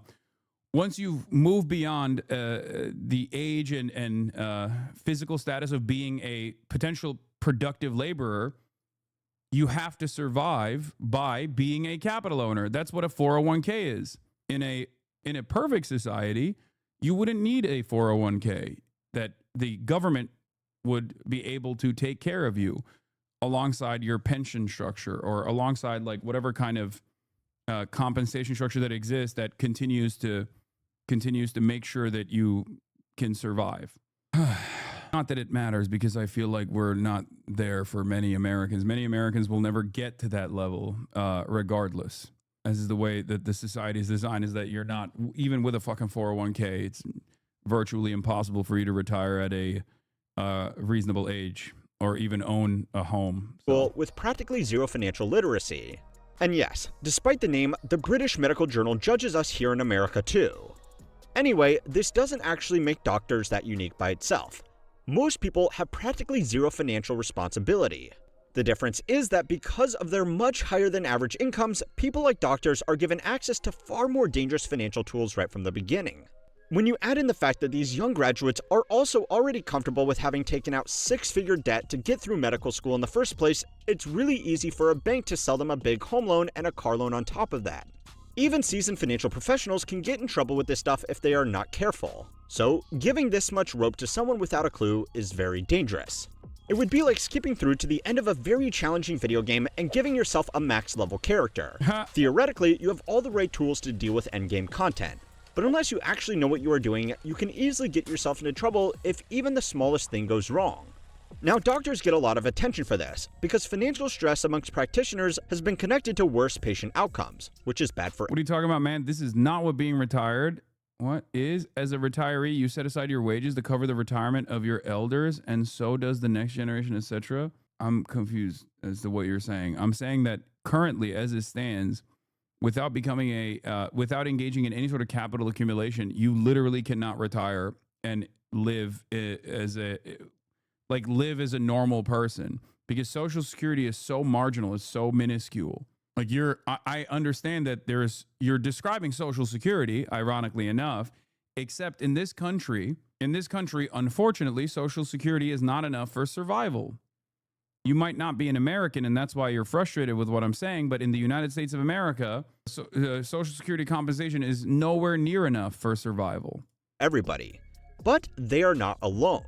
Even finance bros who should, theoretically, be good at this stuff frequently take on too much debt to keep up with everybody around them and find themselves living paycheck to paycheck. So yeah, high-income earners not being as smart as they think they are may come as a shock to them, but maybe not so much as a shock to you.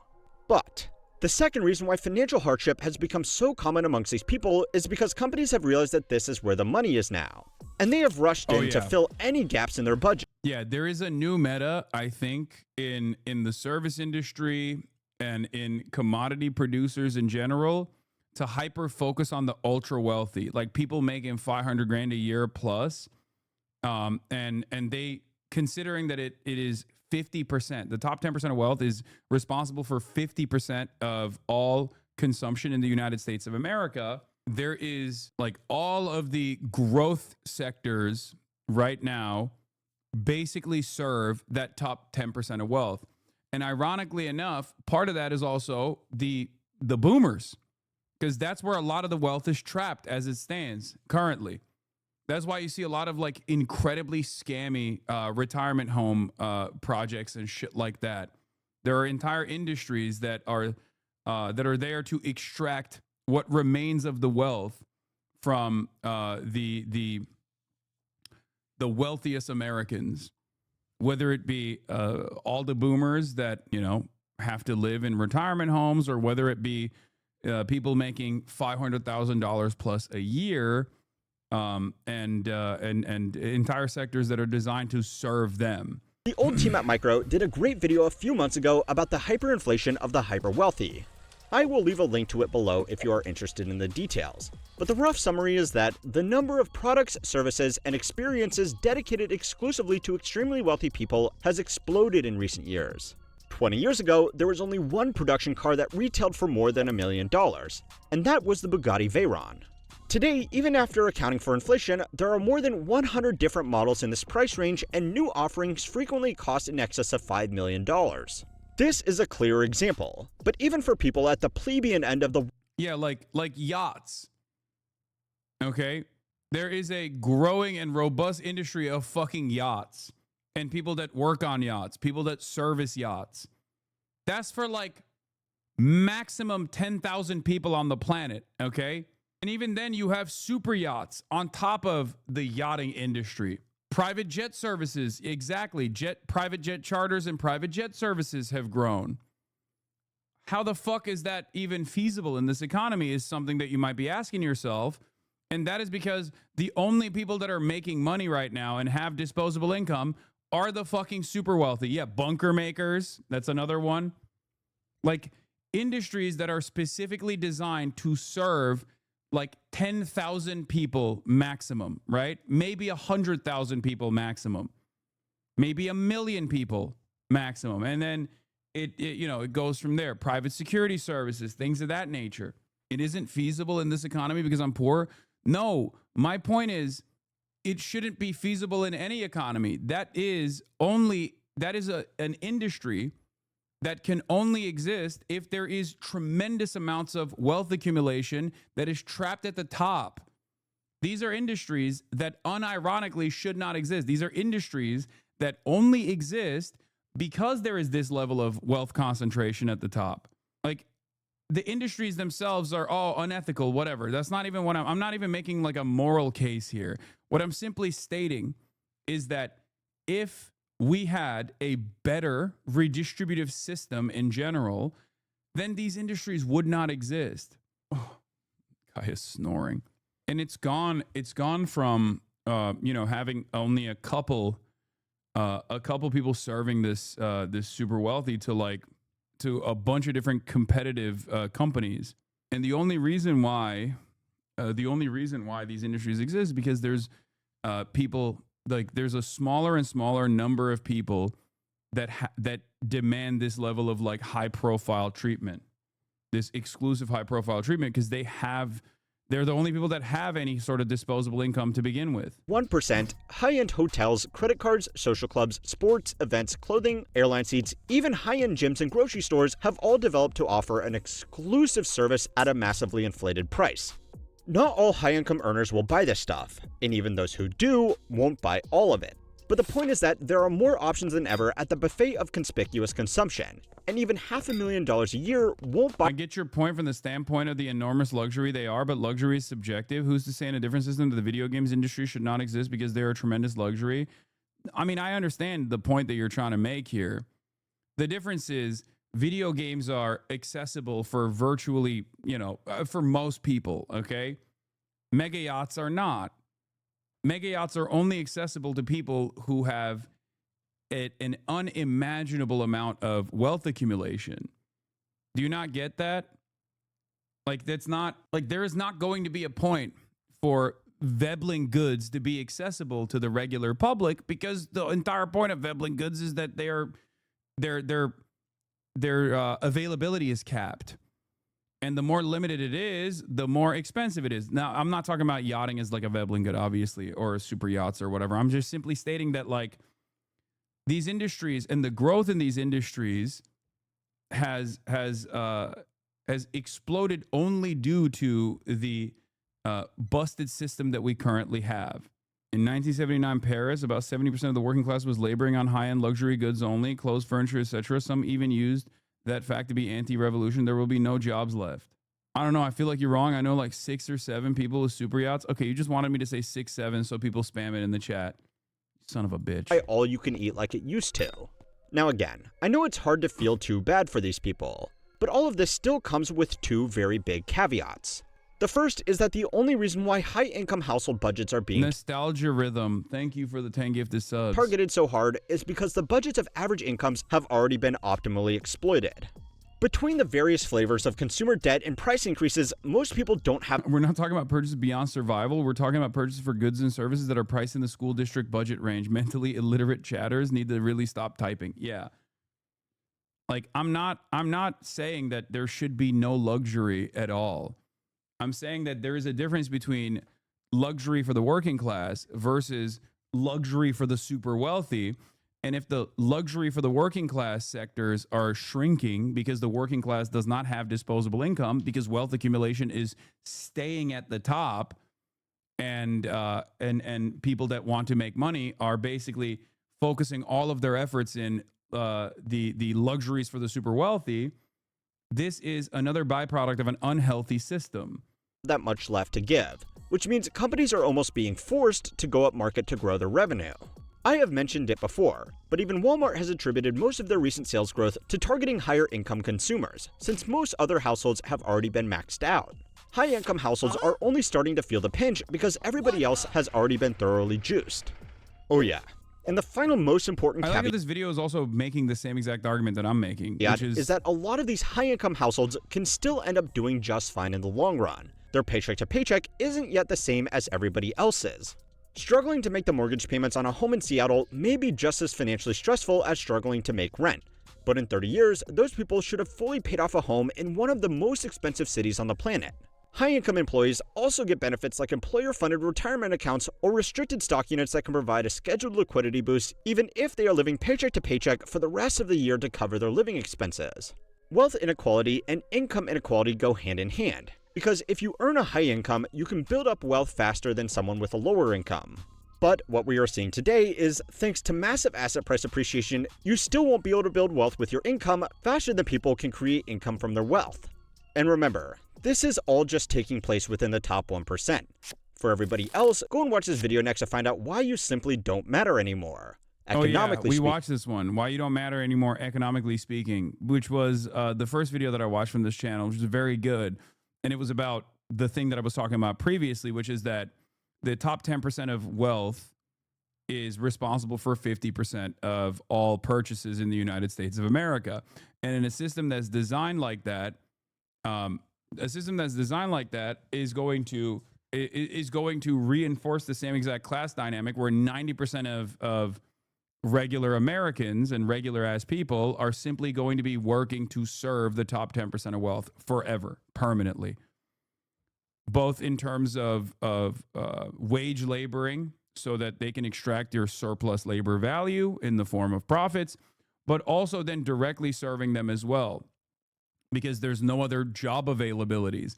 The amount of jobs that are available for serving the 90% are going to shrink, and the amount of jobs that are available that serve the top 10% of wealth are going to increase. And that is where we're moving. That's the direction that we're moving in right now. Drew Gooden made a video in a similar vein. And yeah, for the record, before people were saying like luxury is not a relative concept, the luxury goods are not subjective. Just wait until healthcare is considered a luxury good, or non-poisoned food substitutes are considered scarce for the working class. At which point, it is actually fucking a subjective concept. With the endless amount of greed that we see and the endless amount of control that the super wealthy have over regular governance with a deregulatory agenda, the food that is readily available to regular working class individuals is going to be poisoned because of the deregulation, right? This already exists with the class structure that exists for environmental concerns, like access to a clean environment. Poorer neighborhoods on average have a worse water supply because toxic waste ends up making its way to poorer neighborhoods. There's a reason why there's like a higher level in the United States of America where, through redlining and through systemic racism, black people end up living in poorer neighborhoods, for example. and therefore they have a higher percentage, or they have a higher likelihood of they have a higher likelihood of having childhood asthma develop in black children. The reason why they have that is because there's a lot more, there's a lot less concern in terms of like their day-to-day existence. Their deregulation hits poorer neighborhoods on average way harder. Rich people can avoid that by living in wealthy neighborhoods where there's more care, poor ventilation, water supply being poisoned through toxic waste. Flint, Michigan is obviously one of the most salient examples of environmental racism that we've talked about. Yeah, Cancer Alley in Baton Rouge, New Orleans along the Mississippi River. What is this? New York Times posted this? No, this is the Washington Post. Why you may not want lower prices as much as you think you do. Though Americans might be clamoring for relief on groceries, housing, and energy costs, economists say there's a bigger downside to failing prices. Real five-head. This is the same thing that they're saying about China, where like the Chinese economy is suffering because things are too affordable. To your point about healthcare becoming a luxury good, consumer spending rose 0.6%. However, that spending is increasingly being focused on essential purchases, such as healthcare at a time when income gains aren't keeping up. Exactly. Americans ramped up their spending in August. However, the cost of living were on the rise as food and other goods became even more expensive last month, and services remained stubbornly high. Service prices. New economic data released Friday showed that consumer spending rose 0.6% in the key back-to-school shopping month of August and 0.4% when adjusting for inflation. That's further indication that a critical driver of the U.S. economy continues to chug along despite broader uncertainty and a slowdown in the labor market. However, that spending is increasingly being focused on essential purchases such as healthcare at a time when income gains aren't keeping up. The argument to make about relative luxuries like video games isn't that it's focused on high-cost services like yachts, etc. Is that capital accumulation wants to bring those services into their fold as well. Look at music festivals and how it excludes low-income workers to bring in high-income clientele. Coachella cost in 2015 was $325, and this year it's $649. Yeah, that too. And that is also for the lowest ticket purchase that you can make. That's before we even factor in like the availability of much, much higher levels of ticket purchase that you can get. Anyway, now we're going to move away from capitalism and its devastating impact on the average working class individual back to our current predicament, a war with Venezuela. Potentially. And lawmakers saying that the Pentagon may have committed war crimes amid questions over alleged drug boat shootouts.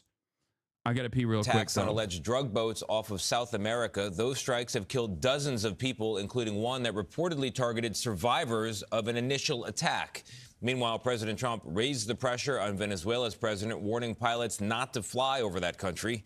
Nancy Cordes is at the White House with more on all this. Nancy, good morning.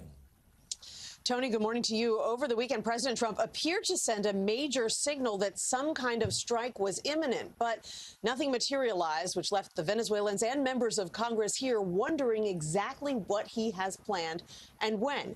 This comes as a new report from the Washington Post leads some lawmakers to ask whether the Pentagon has committed a war crime. There is a buildup that the president has not explained. Ohio Republican Mike Turner spoke for many lawmakers Sunday when he questioned the massive U.S. mobilization in the Caribbean. It is certainly a significant concern in Congress. Those concerns grew more urgent this weekend after President Trump announced that airlines and pilots should consider the airspace above and surrounding Venezuela to be closed in its entirety. Don't read anything into it. When Trump was asked why he issued that warning, he would only say this. Because we consider Venezuela to be not a very friendly country. Now, there's a new controversy over those strikes on suspected Venezuelan drug boats. The Washington Post reported that Defense Secretary Pete Hegseth gave an order to kill everybody on board before the first boat strike September 2nd. When two survived, the Special Operations Commander overseeing the attack reportedly ordered a second strike to comply with Hegseth's instructions. And the two men were blown apart in the water. This rises to the level of a war crime, if it's true. Now, lawmakers in both parties are vowing to investigate. If it was as if the article said, that is a violation of the law of war. Hegseth called the story fabricated and derogatory and made light of it Sunday night by posting a pretend children's book cover depicting an armed turtle firing on drug boats. President Trump was asked. Yeah, the irony is like the attack on the drug boat, quote unquote drug boat, is quite literally the war crime in and of itself. But we're doubling down on the war crimes by doubly attacking the boat and two-tapping it. So I guess it's the Israelification of America in some ways. I guess one could say that America has always done this stuff, and there is truth to that as well. But yeah, it's this story in and of itself is so crazy because like it's both crazy because double tapping is explicitly a war crime, but the very fact that we are just blowing up drug boats off the coastline of Venezuela on international waters is a war crime in and of itself. What the fuck are we doing? This almost reminds me of the Signalgate saga, where everybody was like, oh, I can't believe you leaked the details of like America's bombing campaign in Yemen. And the question nobody was asking in mainstream media was, why the fuck are we bombing Yemen? Hello? Last Sunday night if he thought a follow-on strike like that would be legal. I wouldn't have wanted that, not a second strike. The first strike was very lethal. It was fine. And if there were two people around, but Pete said that didn't happen. Oh, okay. If Pete said that didn't happen, then that's fine. Except now they're saying the White House has confirmed that the Admiral approved the second boat strike, the second deadly boat strike. Caroline Leavitt defended the decision to kill civilians who had fallen off the boat after a first strike. Reminder, Admiral Alvin Halsey, the commander overseeing the operation of the Caribbean, announced his resignation the same day as Hex's illegal kill-them-all strike against survivors. I don't know. Was that the same day? But yeah, here is Caroline Leavitt being asked a very solid question. The president said that if someone sells drugs in that country, that doesn't mean you arrest the president. How is that any different than what the administration is doing, or what the administration is accusing Maduro of doing?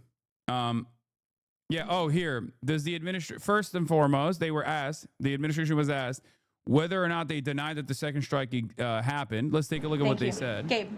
Thank you, Caroline. Excuse me. Regarding Venezuela, the president said yesterday that Secretary Hegseth had denied that second strike, the reported second strike on an alleged drug boat on September 2nd, the secretary said to the president that didn't happen. But to clarify, I just wanted to clear this up.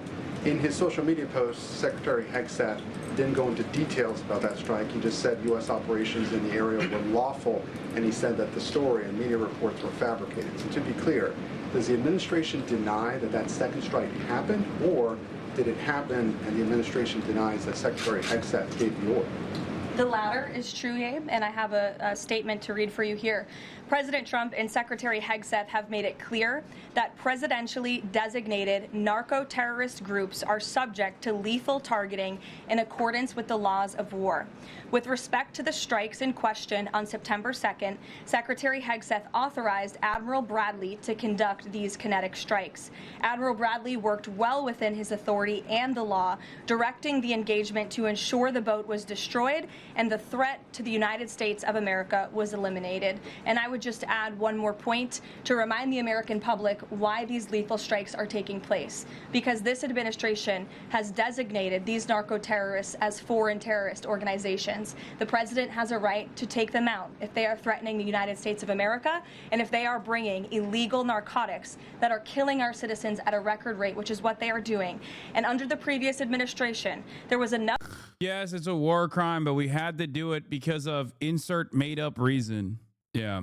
It seems like the administration has their fall guy. They're claiming that Hegseth delegated the strike to SOCOM commander Admiral Bradley. Last night, Trump Tonight the reporters, Hegseth said he didn't do it, adding when pressed yet again about the legality of the strikes, I wouldn't have wanted that, a second strike. The first strike was very lethal. Trump in October, we're going to kill them.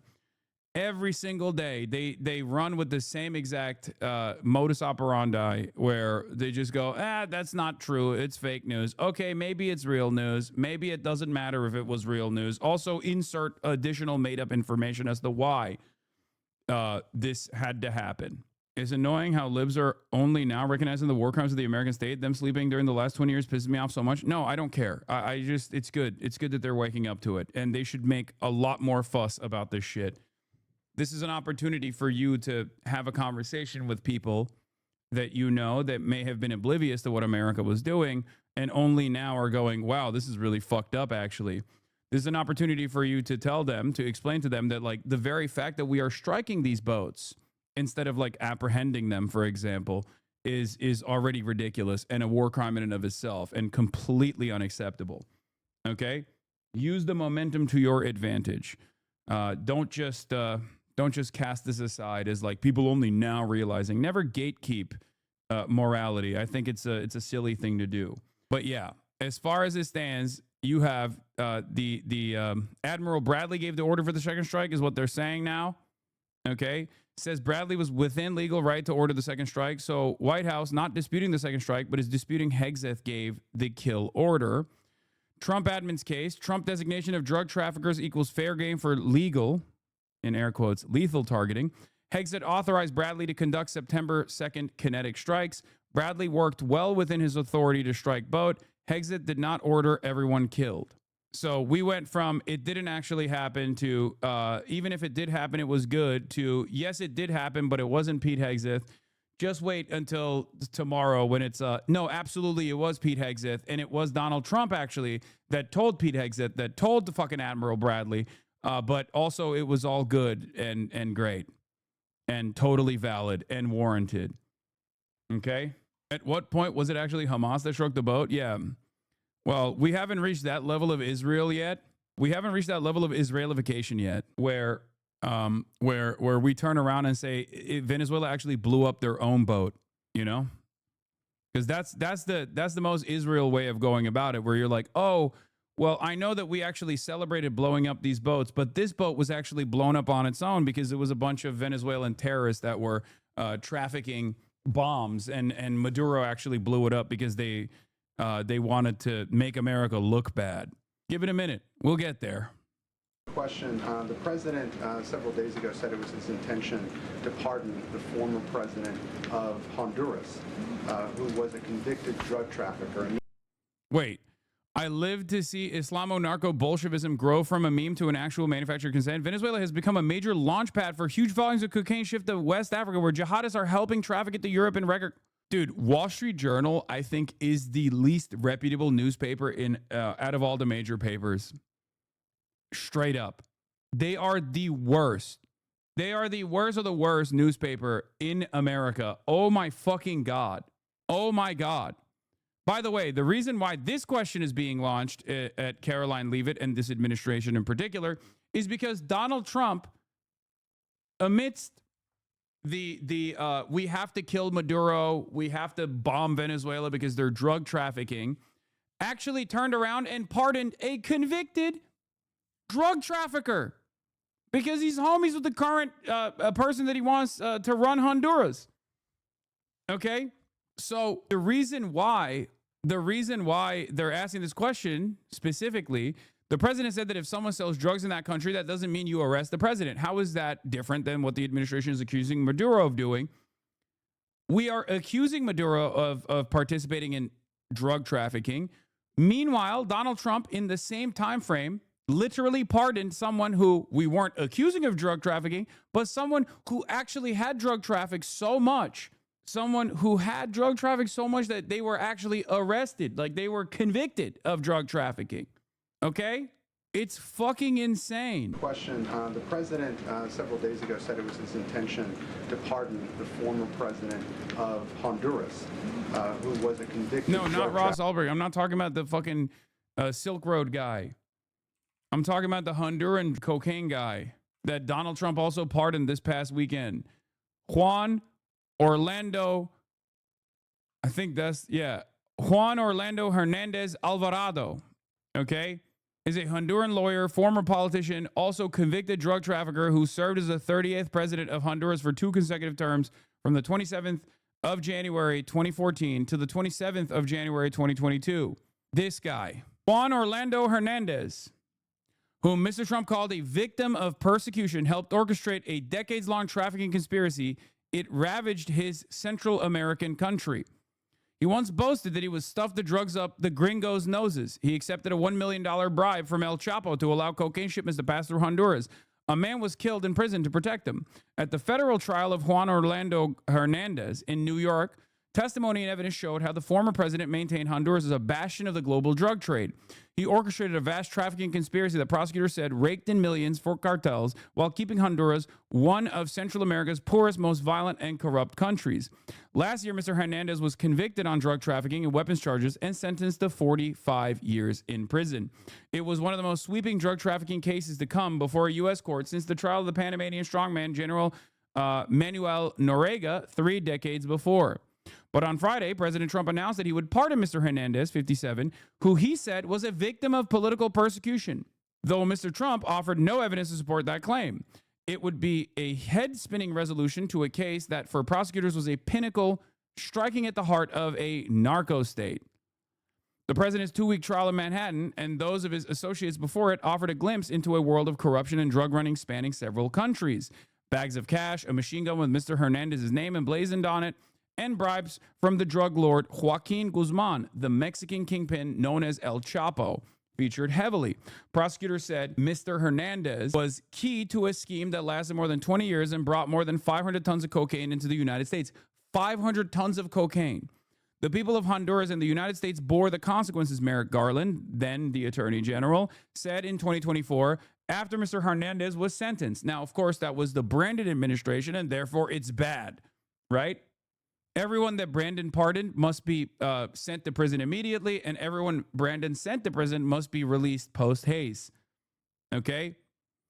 Honduras, a country of around 10 million people, has long been linked to the United States, first as a home of sprawling banana plantations owned by the United Fruit Company. We all know what we did there. Then as the location of a key base used for U.S.-backed counterinsurgency efforts, and later as a military post for counter-narcotics. When drug trafficking routes began shifting towards Central America in the 2000s, Honduras came to play a role in transshipment, moving cocaine from South America towards Mexico and the U.S. border. Over that decade, trafficking rose, along with the murder rate, and drug planes arrived with regularity. The June 2009 coup that ousted Manuel Zelaya, the country's left-wing president, ushered in a golden age of drug corruption. Interesting. Mr. Hernandez, unlike many Latin American politicians, rose from humble roots. One of more than a dozen siblings raised in a rural coffee-growing region, he became a lawyer and entered Congress. As president, Mr. Hernandez told U.S. officials that he was doing his utmost to stamp out drug trafficking. But prosecutors said his political career had been fueled by drug money as early as 2009, when he was still a lawmaker and vying to lead the Honduran legislature. At the 2010 World Cup in South Africa, Mr. Hernandez was photographed smiling and giving a thumbs up alongside a known Honduran cartel chief. Didn't he also pardon the Silk Road guy? Yes, he did. You're right. He did do that, okay? That was for different reasons. But he does not give a shit about drug trafficking nonetheless, because this is a very clear-cut example of that, okay? I think that was more so for, like, libertarians. He was throwing a bone to the libertarians and the fucking crypto people and shit. But this one is direct. It's pretty fucking direct, okay? Mr. Hernandez ran for president on the ticket of the Conservative National Party and was elected in 2013. Prosecutors said Mr. Hernandez relied on his connections to the world's most powerful cartels to fund his campaign, including a $1 million bribe from El Chapo Guzman, the Mexican kingpin. He used the weapons and the power of the state for his own ends, according to prosecutors, jurors, and the Hondurans who came to despise him. The threat of being extradited to the United States made drug traffickers eager to bribe anyone who could to protect them, prosecutors said, and they came to know they could rely on Mr. Hernandez. Mr. Hernandez directed the police and military to protect smugglers who paid him off, and he promised to shield them from extradition to the United States. Mr. Hernandez once reassured a Honduran cocaine trafficker that by the time the gringos find out, we will have eliminated extradition, according to prosecutors. Mr. Hernandez even boasted, "We are going to stuff the drugs up the gringos' noses, and they're never even going to know it," according to a witness who testified in the 2021 trial of a drug trafficker. And guess who was his great friend? As a Florida senator, alleged narco president hires GOP lobbyists to sing his praises in Washington.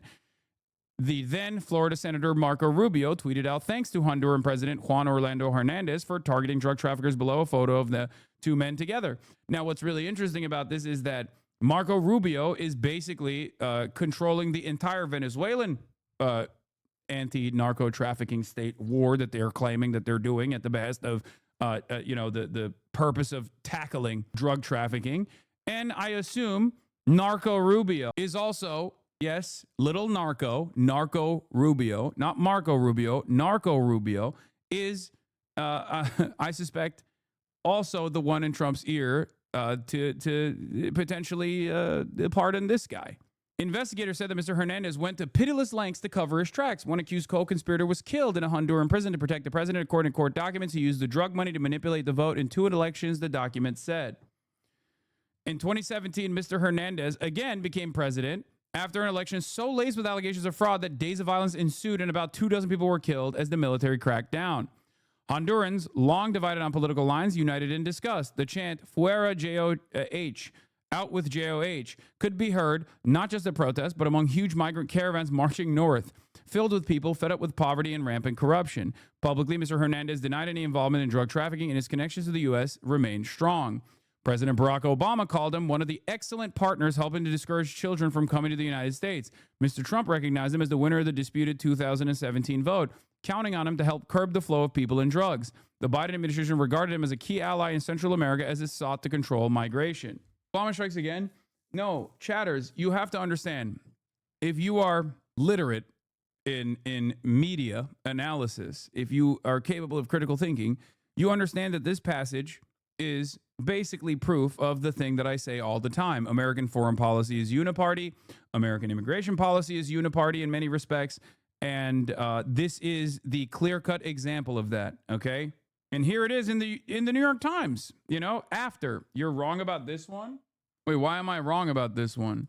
Not only is it a part of the playbook for the CIA and the State Department to keep the flow or have some semblance of control over the flows of drugs or over the flow of drugs in Central America and in all Latin American countries, but on top of that, the collaboration that American leadership engages in with these actual fucking drug bosses that end up running countries revolves around controlling flows of migration. Now, of course, if you actually wanted to control flows of migration in a permanent way, obviously the best possible thing to do would be to not depose like left-wing leadership to the best of your ability, not engage in espionage or psyops or foreign policy initiatives that are inherently antagonistic to left-wing leadership that seeks to the best of their ability, actually undermine the drug trafficking rings in their countries and to improve and expand upon the pre-existing welfare state that exists in these places so that they can actually normalize the everyday living standards of working class Hondurans. Of course, if you do that, though, it's not as profitable for your capital owners. And therefore, the system continues, okay? We could still extract a lot of wealth from these countries. It just wouldn't be as much wealth. And autonomy also makes that wealth extraction much less unstable, or much less stable, where there's no guarantee that you can continue extracting wealth at the same profit margins that you possibly could if the country actually decides to be more competent about, trade protectionism or whatever kind of business standards foreign capital is setting in the nation state. During the Younger brothers trial in 2019, a former Honduran mayor and a major drug trafficker described how an associate of El Chapo had delivered $1 million in bribes, cash wrapped in plastic bundles of $50,000 and $100,000. Prosecutors displayed the machine gun with Mr. Hernandez's name engraved on it. In February 2022, weeks after he left office, Mr. Hernandez was detained at the request of the United States. He was escorted onto a plane in handcuffs and extradited 2 months later. Fireworks erupted in celebration in the country he once ruled. His own trial showed in grisly detail how Mr. Hernandez had promised to crack down on drug gangs, all while partnering with them instead, according to statements by prosecutors and witnesses. Davis Leonel Rivera Maradiaga, a former leader of a gang called Los Cachiros, who admitted to being involved in the deaths of 78 people, testified that he had bribed Mr. Hernandez with $250,000 delivered to the president's sister, Hilda, in exchange for protection. Another trafficker testified that he personally delivered a payoff, saying, "I paid $250,000 as a bribe to Juan Orlando Hernandez." Mr. Hernandez was convicted of drug trafficking and weapons conspiracy in a room packed with Hondurans eager to see his downfall. When he was sentenced in 2024, Mr. Hernandez spoke for almost an hour in court, airing conspiracy theories and grievances as he portrayed himself as a victim of political persecution. In a lengthy letter, Mr. Hernandez quoted Edmund Burke, Martin Luther King Jr., and the Bible. "The investigation and trial against me is full of mistakes, of injustices that have become a lynching through the U.S. judicial system," Mr. Hernandez wrote. "The prosecutors and agents did not do the due diligence in the investigation to know the whole truth. For many Hondurans, his conviction was a rare taste of justice. A woman in the crowd outside the courthouse celebrating his punishment held a sign that read, "No clemency for narco politics." But on Saturday, Mr. Trump said in a statement to the New York Times that many friends had asked him to pardon Mr. Hernandez. They gave him 45 years because he was the president of the country. You could do this to any president. Isn't that awesome? I mean, the timing of it could not be funnier. I'm sorry. It is pretty crazy that he is literally doing this to a convicted drug trafficker while simultaneously using no evidence whatsoever to claim that Maduro is actually a real narco terrorist. And the only way to deal with Maduro is not to like conduct a lengthy investigation and set up charges and then try to arrest them or whatever, but instead to actually bomb Caracas, okay? And potentially even do a ground invasion of Venezuela. Fucking awesome. No, Honduras is not next. The reason why he's doing this is because Honduras won't be next because he already has a pliant ally in Honduras. Honduras is not next. The reason why he pardoned this guy is because he actually doesn't. I think that wasn't there there's also a person that he endorsed for the Honduran presidency. Yeah. Honduras election on a knife edge as Trump-backed man slightly ahead. Early results from the general election in Honduras show the leader of the right-wing National Party, Nasri Asfoura, has a razor-thin lead. With almost 56% of the votes counted, the conservative candidate was just 0.22 percentage points ahead of former TV host Salvador Nasrallah, according to the results published by the National Electoral Council. Stressing that the results were both preliminary and partial, the head of the CNE said that the race was on a knife edge between center-right Nasrallah and right-wing Asfoura. Asfoura has the backing of the U.S. President Donald Trump, who has threatened to cut financial aid to the Central American nation if his preferred candidate does not win. Yeah, by the way, Latin America is so funny because one candidate is Palestinian and the other one is Lebanese. Another not so great example of a Latin American leader of Palestinian descent who, El Salvador, the leader of El Salvador is also of Palestinian descent. There is a major Arab diaspora and a Palestinian diaspora in Latin American countries. Yes, Nayib Bukele is also of Palestinian descent. I don't like bringing up this fact because he is dog shit, so I try to avoid mentioning that. But yes, Nayib Bukele is of Palestinian descent as well. El Salvador is doing better than ever. No, totally. I know. We should do concentration camps in every Latin American country. Thank you. I love the people who are in this community who are pro Nayib Bukele is awesome. That's so funny. No, it's not a joke. There are a lot of fucking brain broken Salvadorans, both in diaspora and even in El Salvador. There's a lot of people who think he's doing awesome. Nor, my rewind is gone. How do I get it back? Great question, Kev Gui. All you need to do is actually subscribe. If you subscribe to the Piker Broadcasting Service, you can take advantage of the rewind function. Yeah, my entire family are immigrants from El Salvador, and I agree Bukele is dog shit. Like, MS-13 is a horrifying criminal enterprise, okay? Absolutely unacceptable, horrifying, except the solution to MS-13... The solution to MS-13 is not to basically make the government a different version of MS-13, sometimes directly collaborating with MS-13.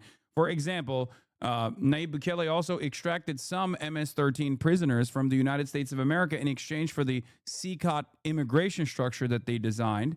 And the speculation at the time was that he got those MS-13 prisoners back to El Salvador because he didn't want them to openly revealed that he was collaborating with MS-13, because if Mr. I'm against MS-13 was found out to have been collaborating with MS-13, I feel like that would have some shockwaves even in the diaspora.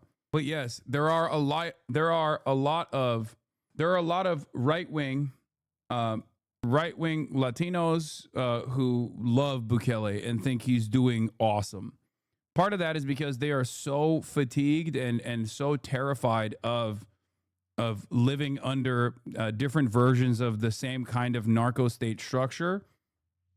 So they're just like, enough is enough. Kill them all. Who gives a shit? Not realizing that that level of unrestrained violence in the hands of the state is going to end up hurting you as well. I am not against apprehending criminals. I am, however, in favor of abiding by due process and making sure that there is a real, normal legal structure. Otherwise, the state turns into a gang, a much more powerful gang than even MS-13 ever could be. It's mostly because people don't see more than the first layers. They see less gang and nothing else matters. There have been examples of the authoritarian military being dicks on camera. Yeah. You're way too charitable sometimes, man. What do you mean? Yeah. Salvadoran here, Naib only replaced gangs with police force. 3% of the population are under arrest. There's no official data, but the estimates is 6 out of 10 people in jail are innocent. Yeah. And we know that that is a likely percentage, even though we will never have like full confirmation of that. But the reason why we know that is a likely percentage is because they literally do black bagging. Like random fucking shopkeepers, if they live in a neighborhood where there's like MS-13 gang members in a country that was basically run by MS-13. So obviously everyone is going to have some level of fucking direct or indirect involvement with MS-13, even if they are fucking totally innocent. But they do dragnets and they black bag people and they literally put them in front of a judge that is wearing a balaclava. Okay, a judge that's like hiding their identity will do 200 convictions at a time. How can you call that justice? That is fucking insane. Nayib Bukele is for sure far right, but if he holds a 90+% approval rating among citizenry, which is only possible having a high approval rating among even left-wing Salvadorians, who are you to castigate him? Honest question. Murder rates have dropped 98% in El Salvador. Yeah, murder rates have dropped 98% in El Salvador because one, there is not a, first of all, Bukele's administration also controls the distribution of that information. So we don't even know if the murder rates have actually dropped by 98%. There is real serious skepticism around the numbers themselves. There's a lot of disappearances, for example, and then they just don't get put down as murders. There's also a lot of collaboration between Bukele and MS-13 in general. And outside of that, yeah, of course, you can drop if you arrest everyone, you can drop the fucking the murder rates down to 0%. What do you mean? Okay, but you arrested everybody. Everybody's now in prison. Is that success? I don't think so. Put everyone in prison and make them prove their innocence. Yeah, I mean, that's basically Salvadoran here. I've said it before. My aunt almost went to jail for treating gang members. She's literally a nurse. The only reason why she was left off the hook was because my family's entire village came out for her and told the judge she's just a nurse and all the good she's done. Yeah, they mark most homicides as disappearances, which is why homicides have dropped while disappearances have skyrocketed. There's that.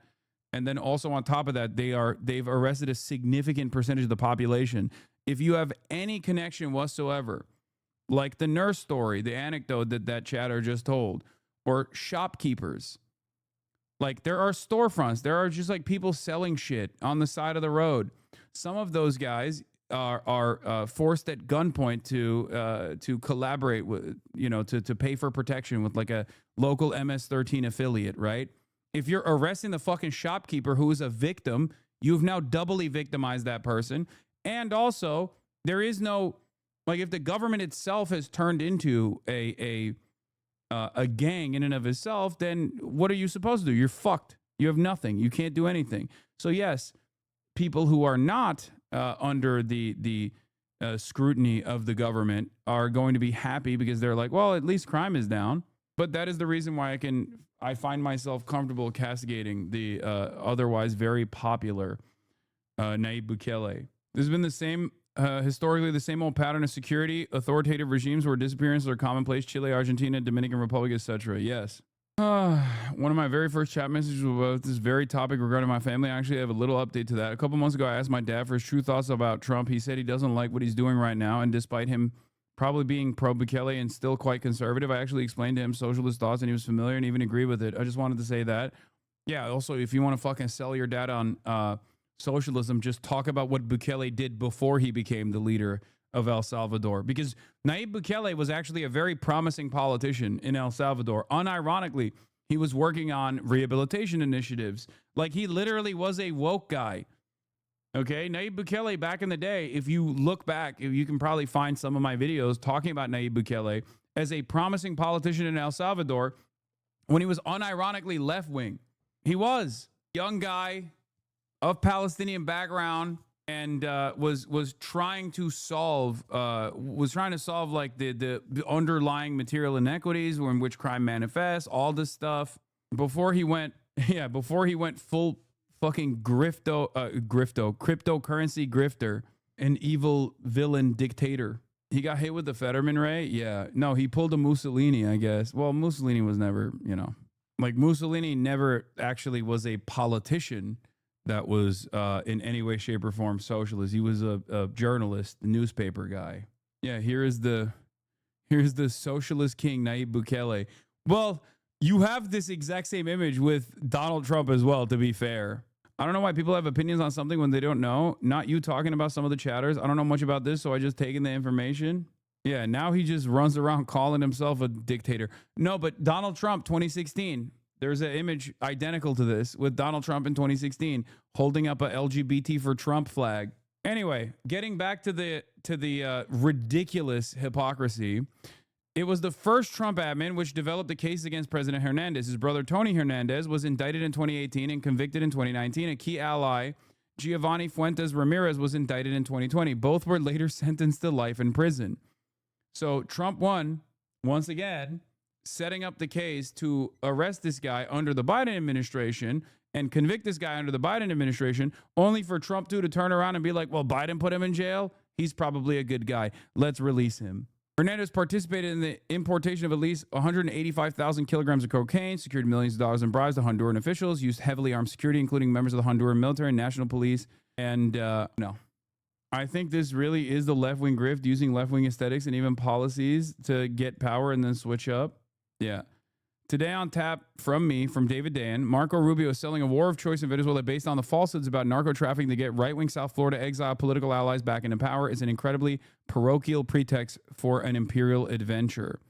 It's hard to escape the feeling that this is all being done to flatter a few power-mad expats with little concern for American interests.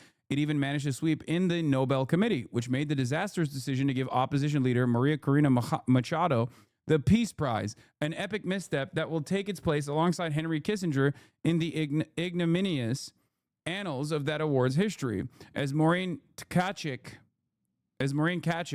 laid out in a dynamite long read last week, the same people who bankrupted Venezuela when in control of a shadow government and who stage managed the failed mercenary-led coup attempt at the end of Trump's first term are the ones agitating to return, despite having stunningly bad reputations in the country they want to lead. The largest proven oil reserves in the world are more the spoils of war than its cause. Last week, a federal judge approved the sale of Venezuelan-owned oil refiner Citgo to Elliott Investment Management, whose founder, Paul Singer, has been a Rubio backer for a decade. Paul Singer rears his ugly head once again in Latin American affairs.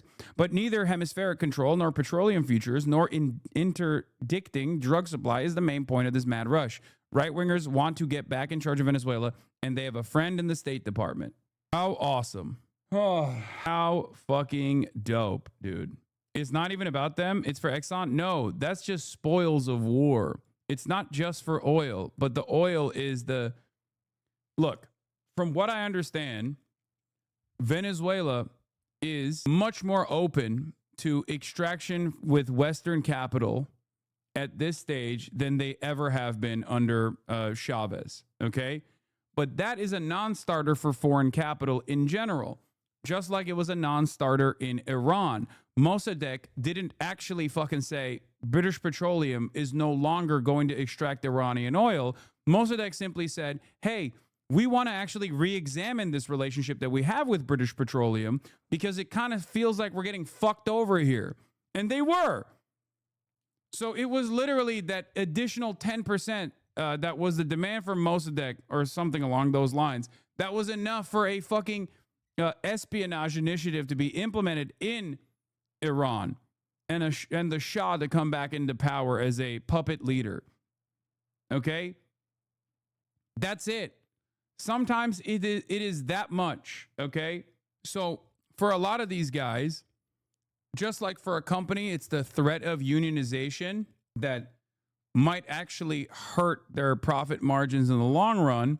So they'll spend more money than the initial demand that the union could make in the first couple of years to basically stamp out any sort of unionization initiatives.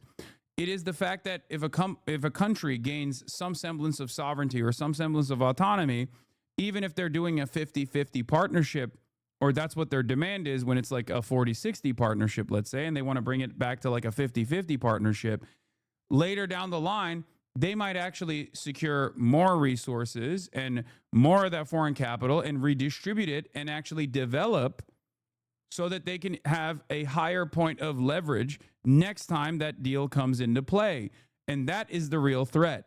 It's the continued extraction of natural resources with bargain bin prices that these foreign capitalists want to impose. They want to continue. Okay? That's what it is. That is the reason why a destabilized Venezuela is much more favorable for a lot of these people than a stable Venezuela run by leadership that has some kind of leverage and has some kind of interest in negotiating. It's not the fact that they don't want to negotiate at all. I'm sure that Maduro, if given the opportunity right now, would love for a Chevron deal, would love for an Exxon partnership, okay? The country is starving. The country is fucking suffering. That would mean sanctions relief for them. He would take that deal any day of the fucking week, okay? It's also a far better deal than blowing up Caracas. The problem is, if you actually take that deal, you normalize Maduro. If you take that deal, then he might demand a better deal for the Venezuelan population later down the line. And that's terrifying. That's a terrifying prospect. So that is a big part of the equation here. But in terms of like why we have chosen Venezuela and why we're aggressively trying to go to war with Venezuela, well, unfortunately, the oil reserves are just the spoils of war, as David Dayen correctly points out. It's the icing on the cake. The major reason is because they want to install a right-wing dictatorship in Venezuela that is much more compliant with foreign capital demands in general. Oil is only one part of it. On the one hand, cowardice of giving up 10% of profits for being a real man and holding up to business practices, which way, Western man? They will never. History is riddled with foreign capital saying fuck no to that additional 10% demand. Because it's not about the additional 10% demand. It's the fact that you are demanding something. It's the fact that you have sovereignty. These guys would much rather have Western compliance, even if it's a dictatorship, right? Western compliance, even if it's an authoritarian government that's just like killing fucking members of the population, disappearing them, throwing them off of fucking helicopters like Pinochet used to do. All of that stuff is totally fine as long as there is no sovereignty, as long as there are no redistributive policies that any sort of foreign leader is engaging in. It is a way to prolong that pain and instability and lack of development, so it's much easier to continue extracting super profits from the global south. This is Western capitalist foreign policy in perpetuity, okay? Even if the demands are modest, the very fact that you're making a demand means that you have the audacity to demand sovereignty, and that is unacceptable. That is a real threat, okay? Yeah, let's be clear. The U.S. government does not care about the people of Venezuela. It cares about U.S. hegemony and the interests of U.S. capitalist class. That's what this is about. Always. Always and forever. Would you say that thanks to the internet and all the conspiracy theories out there, it's gotten more difficult for the USA to just go straight into attacking Venezuela? Maybe, but I don't think they need compliance. I don't think they need to even manufacture consent, because I think they just do it without consent. The American government is realizing that they don't need consent at all. They don't even need to manufacture consent. They just kind of do it. Why can't Maduro threaten to blow up the oil fields like Iran did? What do you mean, blow up his own oil fields? What are you talking about? It's the last remaining lifeline for Venezuela. He's not going to blow up his own fucking oil fields. Reporter asked Donald Trump directly, do we have a video of this? I would love to see his face during this. Maybe it's on the playlist. Caroline, excuse me, regarding Venezuela, the president said we're going back to the drug boats, in air quotes, okay? Yesterday that Secretary Hegseth had denied that second strike, the reported second strike on an alleged drug boat on September 2nd, the secretary said to the president that didn't happen.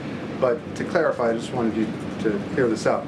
In his social media post, Secretary Hegseth didn't go into details about that strike. He just said U.S. operations in the area were lawful, and he said that the story and media reports were fabricated. So to be clear, does the administration deny that that second strike happened, or did it happen and the administration denies that Secretary Hegseth gave the order? The latter is true, Abe, and I have a statement to read for you here. President Trump and Secretary Hegseth have made it clear that presidentially... Is that a weird FPS on this, or is Twitch fucking with me? No, I don't know if it's like weird FPS on my computer in general, but I've been noticing that as well with YouTube. Designated narco-terrorist groups are subject to lethal targeting in accordance with the laws of war. With respect to the strikes in question on September 2nd, Secretary Hegseth authorized Admiral Bradley to conduct these kinetic strikes. Admiral Bradley worked well within his authority and the law, directing the engagement to ensure the boat was destroyed and the threat to the United States of America was eliminated. And I would just add one more point to remind the American public why these lethal strikes are taking place. Because this administration has designated these narco-terrorists as foreign terrorist organizations. The president has a right to take them out if they are threatening the United States of America and if they are bringing illegal narcotics that are killing our citizens at a record rate, which is what they are doing. And under the previous administration, there was enough fentanyl trafficked into our country to kill every American man, woman, and child many times over. And so Not even coming from Venezuela, mind you. Once again, not even coming from Venezuela. And they have done zero propaganda to even imply that it's coming from Venezuela. They just say it, right? But they don't even tie it to Venezuela. They just say fentanyl's coming into the country. And they just let it hang. Okay. Is there any evidence that it's coming from Venezuela? Well, we didn't suggest that it was coming from Venezuela. We just said that it's happening, right? Okay. Is this the most appropriate way of dealing with it? Even if there is any evidence that you have presented that it's coming from Venezuela, shut the fuck up. We have to bomb Venezuela. So that's why you've seen a drastic difference in this administration's policy with respect to the last, and it's one of the many reasons the American public reelected this president and support this Secretary of War in conducting these strikes. So to be clear, to clarify, Admiral Bradley was the one who gave... Andrew, go ahead. Sure. First on the Venezuela strike, you said that that second strike was... For clarity, is there evidence to suggest where the drugs are coming from? And if so, where? Yes. The DA's own assessment, the DA's own intelligence shows that drugs are obviously coming in. The chemical compounds necessary to produce fentanyl oftentimes comes from China, and the other parts come from the Mexican border. Okay. And it is trafficked primarily by American citizens, contrary to what the Trump administration is saying. It's like 80%. The overwhelming majority, I think somewhere around 90%, are trafficked through our ports and regular points of entry. And 80% are actually trafficked by American citizens. Okay. The fentanyl precursors are shipped in, the chemicals and things of that nature are shipped in through our regular ports, through by way of China, and the rest comes from Mexico, trafficked by American citizens. We have the market. It is Americans who are consuming the drugs. It is Americans who are trafficking the drugs. It is an entirely American problem. But the solution to it, seemingly, is everything but tackling this American problem at the point of America. Okay? It's always everybody else. It's ironic because this demand for it, the market for it, and the trade for the fentanyls is in exchange for the weapons that Americans have. Okay? Cartels ship in the drugs with American citizens, and then American weapons make their way to are used by the cartel. That's why they have all the best gear. So it quite literally plays a role in destabilizing Mexico. So there are numerous points where we can actually tackle this problem. It's just we are not invested in tackling this problem at all. Okay? Having said that, I don't know if you noticed this, but at no point did I mention Venezuela. That's because, according to the DEA's own assessments, Venezuela plays no role in fentanyl trafficking, like none at all.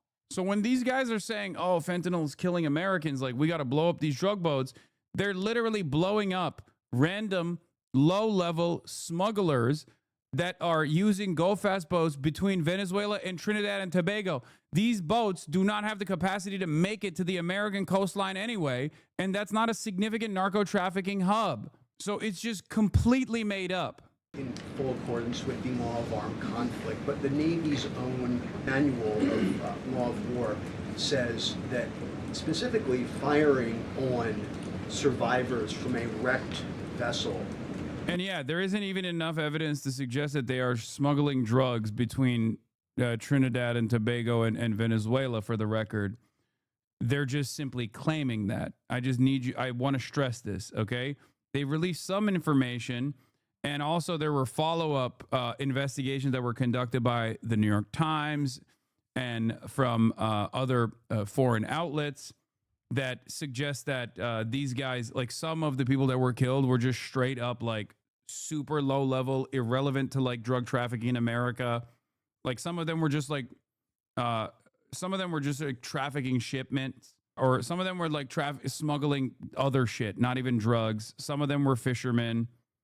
Knockoff merchandise, things of that nature, just like not regular, not exactly busting any sort of like serious, significant narco trafficking enterprise. Of course, one of the greatest ironies here is that if you want to tackle the overdose problem with opiates, there is the last administration that actually took the initiative, quietly, albeit, even though it became a major point of contention for Fox News watchers at the time. But a marginal move in the direction of rehabilitation over incarceration actually created an environment where, for the first time ever under the Biden administration, overdose deaths decreased. Okay? They did. Overdose deaths by opiates actually decreased under the Biden administration in the last year, in the election year, as a matter of fact. A big part of that was because of harm reduction initiatives, something that I talked about quite a bit, even during the campaign, even during the election cycle. And yet the Democrats never made a big fuss about it at all for some fucking weird reason. But yes, distribution of Narcan, safe injection sites, and other kinds of harm reduction initiatives actually successfully lowered the number of overdose deaths in the country for the first time since the opiate crisis started. Of course, Donald Trump came in and cut all of those initiatives, so who knows where the fuck we'll go with the opioid overdose deaths in the country now. I don't know where we're at, and I don't even know if we'll ever actually get accurate numbers from this fucking administration any longer, considering that we can't even get financial numbers. You know? Everything is awful. Everything is broken. But it almost feels like drug addiction is a health issue and not one that you can penalize and treat like a issue of criminality. No. Is an example of a war crime that's forbidden under U.S. law and the law of armed conflict.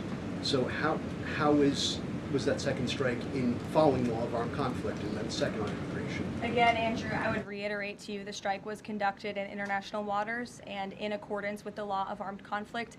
And since somebody asked about Congress and it's sort You're of... missing a very important thing. Drug policy is what causes overdoses. No, I'm not missing a very important thing. I'm saying that. That's the point I'm making. Yes. You're absolutely correct, Chatter. I agree with you. Related to Venezuela, I also want to add that Secretary Hegseth spoke with members of Congress who may have expressed some concerns over the weekend. And there have also been 13 bipartisan briefings to Congress on the Venezuelan strikes. There have been a number of document reviews for members of Congress to review the classified DOJ Office of Legal Counsel opinion and other related documents. 29 senators and 92 representatives have reviewed those documents, which is about 2/3 of those are Democrat members. And they have been made available to all 100 senators, all 435 members of the House, and to general counsels of the relevant committees on a bipartisan basis for their review. What do you think they're going to do after bombing Venezuela and the drugs keep entering the U.S. since the drugs don't come from Venezuela? I don't think anyone even believes that they're doing this to tackle drugs. So I don't think anything will change in that regard. I'm gonna be real with you, chatter. I don't think that is going to change at all. In addition to, it'll just like piss off some Americans, I think, and then the rest of them will get all hoo-ha and patriotic about why we're destroying another country. You know, they're gonna find out why we don't have health care. Venezuelans about to find out why we don't have health care. Anyway, skipping this. Contradiction. And talking more about the why they're supporting these attacks. Then who's supporting these attacks? I just explained to you that consent doesn't even need to be manufactured anymore because who the fuck's gonna stop them? My dad? Okay, well, I do love seeing a hog in the wild like that because for most people, okay, respect. Okay, respect for outing your dad like this, but as far he's so hogged out, it's fucking crazy. Yeah, there are always going to be people that are so hogged out, as you say, that they will just agree with anything that this administration is doing, no matter what. I don't think those people can be moved in general. Because, like, Chatter's dad is wild because even the polls are showing like 60% of Republicans oppose overthrowing Maduro. Yeah, like you have to be a special kind of hog that's not even like the normal MAGA hog if you're like actively supporting whatever the fuck we're doing in Venezuela. Because apparently, according to polls that we've looked at, even the Republicans by majority do not agree with intervention in Venezuela. At most, the only thing that they've agreed on is the boats being blown up. And that's like at 70% or something. Which maybe because they haven't really done too much propaganda for the hogs to get on board with direct military intervention. So you might have like a shiny Pokemon style elite hog in your dad. Cherish it. To his crackdown on the Caribbean drug trade, President Trump announced over the weekend that he would pardon the former president of Honduras, who was convicted just last year of conspiring to import cocaine into the United States. Jay O'Brien has the story. Good morning, Jay. Yeah, good morning, George. President Trump has repeatedly warned that drug cartels present an urgent danger to the United States. But this morning, in a major contradiction, the president announcing he's pardoning Juan Orlando Hernandez, the former president of Honduras, currently serving a 45-year prison sentence here in the U.S. for drug trafficking and weapons charges. In 2024, the Department of Justice said that for nearly 2 decades, Hernandez helped cartels, quote, move mountains of cocaine into this country, and was at the center of one of the largest and most violent drug trafficking conspiracies in the world. And despite that, in a post announcing his endorsement of the conservative candidate in Honduras' ongoing elections, Trump also promised to grant Hernandez a, quote, full and complete pardon, claiming the former leader had been treated very harshly and unfairly, and arguing without evidence that Hondurans believe Hernandez was, quote unquote, set up. Now, Democrats slamming this move, calling it part of a string of controversial pardons issued by President Trump. Even Republican Senator Bill Cassidy. Someone should have told Donald Trump that Barack Obama loved this guy. Maybe he would have reconsidered posting such positive things about him. You know, you just released Barack Obama's favorite guy. Excuse me. And possibly Hunter Biden's crack dealer of Louisiana, questioning why the administration would pardon Hernandez and then go after Venezuelan leader Nicolas Maduro on similar accusations of drug trafficking. George. Okay, Jay, thanks very much. Follow up on the MRI, because President Trump yesterday said that he would release the results of his MRI. Dude, everything is so busted, down to the president's health. Is that happening right now? It is happening right now. As part of, and this is a summary from the president's physician, and we will release it right now. I think my team has it teed up for all of you. I'll read it. My dad deadass says there's no other thing those boats could possibly be for other than deadly murder, ocean drugs, and that. And as non-U.S. citizens approaching here illegally, question mark, they deserve no fair trial, due process. I mean, that's awesome. That it has nothing to do with the things that are happening, but he's imagined it. And therefore, we just have to kind of deal with it. Because, like, I would say that, like, 20 to 30% of Americans are exactly like your dad. They are just fucking hallucinating. They're just taking on whatever the fuck Fox News is saying, whatever the fuck Trump is saying at face value and going, yup, good enough for me. Like a couple questions would, I think, brick everything he knows about the world. You could just be like, Dad, do you think that this is the most efficient way to traffic drugs to the United States coastline? Like, how do you think a tiny boat like that could make its way to the United States of America? Like, just open up a map and be like, do you see this? Do you see this trip? Do you think it's possible to make this trip on a go-fast boat? Like, how many stops do you think need to take place? You're going to make his brain explode? I mean, I'm just saying, at least have fun with it at this point. You got a shiny Pokemon-style hog in your dad. You might as well enjoy the show, you know? Because I would like to explore. I would like to explore, like, the depths of his imagination. Like, how is he going to look at that and be like, well, you know, maybe they're making like 20 stops along the route. Like, where are they stopping? How are they refueling? Or do they just have extra fuel tanks? And if that's the case, I feel like, given the size of the boat, you wouldn't even have any space for cocaine or fentanyl, you know? I would like to know how they would come up with that. Like, I would like to know what they would... Wait, why are you attacking the guy? What the fuck? He's not even it's not his fault that his dad believes nonsensical shit. The fuck? Calm down, chatter. Aren't the 30-odd% wanting this war just neocon hogs? Like, you're probably like a boomer hog who still loves the war on terror with a love boner for it all? Sure. For you, and then you'll get it physically as well.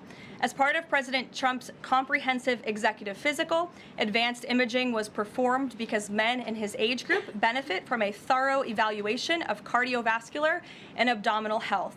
The purpose of this imaging is preventative, to identify any issues early, confirm overall health, and ensure the president maintains long-term vitality and function. President Trump's cardiovascular imaging was perfectly normal. No evidence of arterial narrowing impairing blood flow or abnormalities in the heart or major vessels. The heart chambers are normal in size, the vessel walls appear smooth and healthy, and there are no signs of inflammation or clotting. Overall, his cardiovascular system shows excellent health. His abdominal imaging is also perfectly normal. All major organs appear very healthy and well perfused. Everything evaluated is functioning within normal limits with no acute or chronic concerns. In summary, this level of detailed assessment is standard for an executive physical at President Trump's age and confirms that he remains in excellent overall. The president is the healthiest man in the United States of America. No one has ever been healthier than our beautiful president. Like, look, I'm not in the business of dunking on North Korea, but anytime I hear her do one of these things, I am reminded of my goat, the DPRK lady who Kim Jong-un gave an apartment to. You know what I'm talking about? I forget her name. The elderly lady who's been doing this for years and years at this point. I love her. I mean, she's got way more swag than Caroline Leavitt, but like the tone of voice, it just like reminds me of that. Ri Chun-hee, is that her name? Peak healthy man. A listener passes along this photo of our president enjoying his meal at the golf club earlier. I've never seen a healthier man. I've never seen a healthier man in general. I'm not even talking about presidents. I'm talking straight up healthiest American. Okay. Yeah. You might not like to see it, but this is a peak physicality. Okay. When you nut, but she keeps sucking. I'm sorry. Which president's getting the best head? Bubba's returning the favor. Okay, I'm done. All right. Enough of this madness. Let's take a look. The New York Times reported that you had a phone call with Maduro. Did you? Wait, what? I don't want to comment on it. The answer is yes. What do you mean you don't want to comment on it? You just gave a comment on it. Did you already react to this? If so, when? Just spent the evening with Trump at Real Donald Trump at Mar-a-Lago. His stamina is unbelievable for any age. He was tearing your shit up. Oh my God. I know he had you screaming. He fucked you good. Oh, that's awesome. They did do this exact same thing with Brandon, which is why it's beautiful. Our president is Brandoning. Every president going forward post Brandon is going to be Brandon. Ow. Oh my God. I think I blew my fucking upper back out sneezing. I'm Brandoning too. Everybody, everything's transgender. Everybody Brandon. Oh God. Funny story. One time I shared the other Hassan's account tweet with a friend who hates you and he lost his shit at me because he thinks all Hassans are you. That's awesome. Mr. You've made so clear how you want to keep drugs out of the U.S. Right. Can you explain more about why you would pardon a notorious drug trafficker? Well, I don't know who you're talking about. Which Juan one? Orlando Hernandez. Well, I was asked by Honduras, many of the people of Honduras, they said it was a Biden setup. I don't mean Biden. Look, Biden didn't know he was alive, but it was the people that surround the Resolute desk, surround Biden when he was there, which was about very little time. And the people of Honduras really thought he was set up and it was a terrible thing. He was the president of the country. And they basically said he was a drug dealer because he was the president of the country. And they said it was a Biden administration setup. And I looked at the facts and I agreed with them. What evidence can you share that he was set up and that he wasn't? Well, you take a look. I mean, they could say that you take any country you want. If somebody sells drugs in that country, that doesn't mean you arrest the president and put him in jail for the rest of his life. That includes this country, okay? Why does he sound like shit? Excuse me. He sounds amazing. How dare you? How dare you do such? How dare you say such New things? details in the deadly National Guard ambush investigation. Ramanullah Lakanawal of Afghanistan facing murder in the first degree after 20-year-old Sarah Beckstrom died from gunshot wounds. Yeah, I can't get over the fucking whole, we're dealing with drug traffickers at the highest level here. And that's why we have to bomb Venezuela, while simultaneously in the same weekend, I cannot believe that in the same weekend he pardoned the former president of Honduras who got like what 50 years for drug trafficking, like convicted drug trafficker. They're dabbing on us. How can you look at this as anything but they're dabbing on us? It doesn't make any sense. It doesn't make any sense. You have to be doing it on purpose, right? It's like, haha, what are you gonna fucking do, bitch? Yeah, they're just flexing, right? This has to be a flex. I don't know. They're teabagging. They're teabagging. It's BM. It's BM. Like, maybe don't do this right now. Maybe do it like a year later after you have already been in the depths of bombing Venezuela to combat narco trafficking, as you have claimed. Because one's an actual convicted drug trafficker. The other one, you're just kind of making up. You're just kind of saying is a drug trafficker, but you don't even have your heart in it. Sustained when he allegedly opened fire on her and her fellow West Virginia National Guardsman, Andrew Wolf. Over the weekend, a candlelight vigil to mourn Beckstrom, along with a solemn honor escort near the U.S. Capitol. Wolf, who is only 24, remains at a D.C. area hospital with serious wounds. Andrew is fighting for his life right now. The FBI has interviewed family and associates of the 29-year-old suspect and tried to exploit documents and other material obtained through searches of mobile devices, his social media footprint, and properties tied to him. We believe he could have been radicalized in his home community and in his home state. But thus far, authorities have not publicly released any specific evidence tying the suspect to a specific terrorist organization. And while the investigation into potential terrorism ties remains active, officials say they're also seeing signs of financial stress and a potential mental health crisis. Sources telling ABC News Lakanawal was vetted by and worked with the CIA during the war in Afghanistan. He was brought into the U.S. under the Biden administration in 2021 through the program Operation Allies Welcome, and was granted asylum by the Trump administration in... One of the crazier parts of this is they keep saying that like, oh, he was radicalized in the United States of America post-vetting. It's like, no, he was radicalized when he was 15 years old and the CIA groomed him to be a fucking death squad mercenary. Yeah, the terrorist organization that he was affiliated with is the American terrorist organization of the CIA. April, on forces. Like, this is a picture perfect representation of the hogification, right? This guy is just like any other American veteran experiencing PTSD, many of which have done damn near identical crimes on U.S. soil this past year. The only difference is he was Afghan. He's an Afghan national. Like, instead of going through the regular route of being like a poor guy living in Nebraska or something and doing ROTC, and then, I don't know, instead of going, I guess ROTC, you just go into the officer program, but like instead of ROTC, you just like, you fantasize about joining the military, you become a Marine, and then you go to Afghanistan and do like similar kinds of crimes. And then you come back home and you fucking, you snap. He's just the Afghan version of this. I don't understand. Like, people are making it seem like this is a totally different issue. The asylum application literally asks if you've been a part of a paramilitary group who has committed significant harm or killing as a disqualifier. No way should he have been granted. What are you talking about? Chatter. He was doing it for the CIA. He was a contractor for the American government. He wasn't doing it for what? The point here is not that he was granted asylum. The point of the problem is not that he was granted asylum. The point of the problem is that this zero unit exists to begin with. Like, the issue is that the issue starts not at the point of like letting people like this into the country. The issue starts at the fact that units like this even exist, or even American military presence exists in Afghanistan. Sources telling ABC News he was unemployed and deeply impacted by the death of one of his Afghan commanders. Sources say in recent days he had been isolated and increasingly distant from family and friends. The suspect remains hospitalized under heavy guard. In the wake of the attack, President Trump has halted all asylum applications.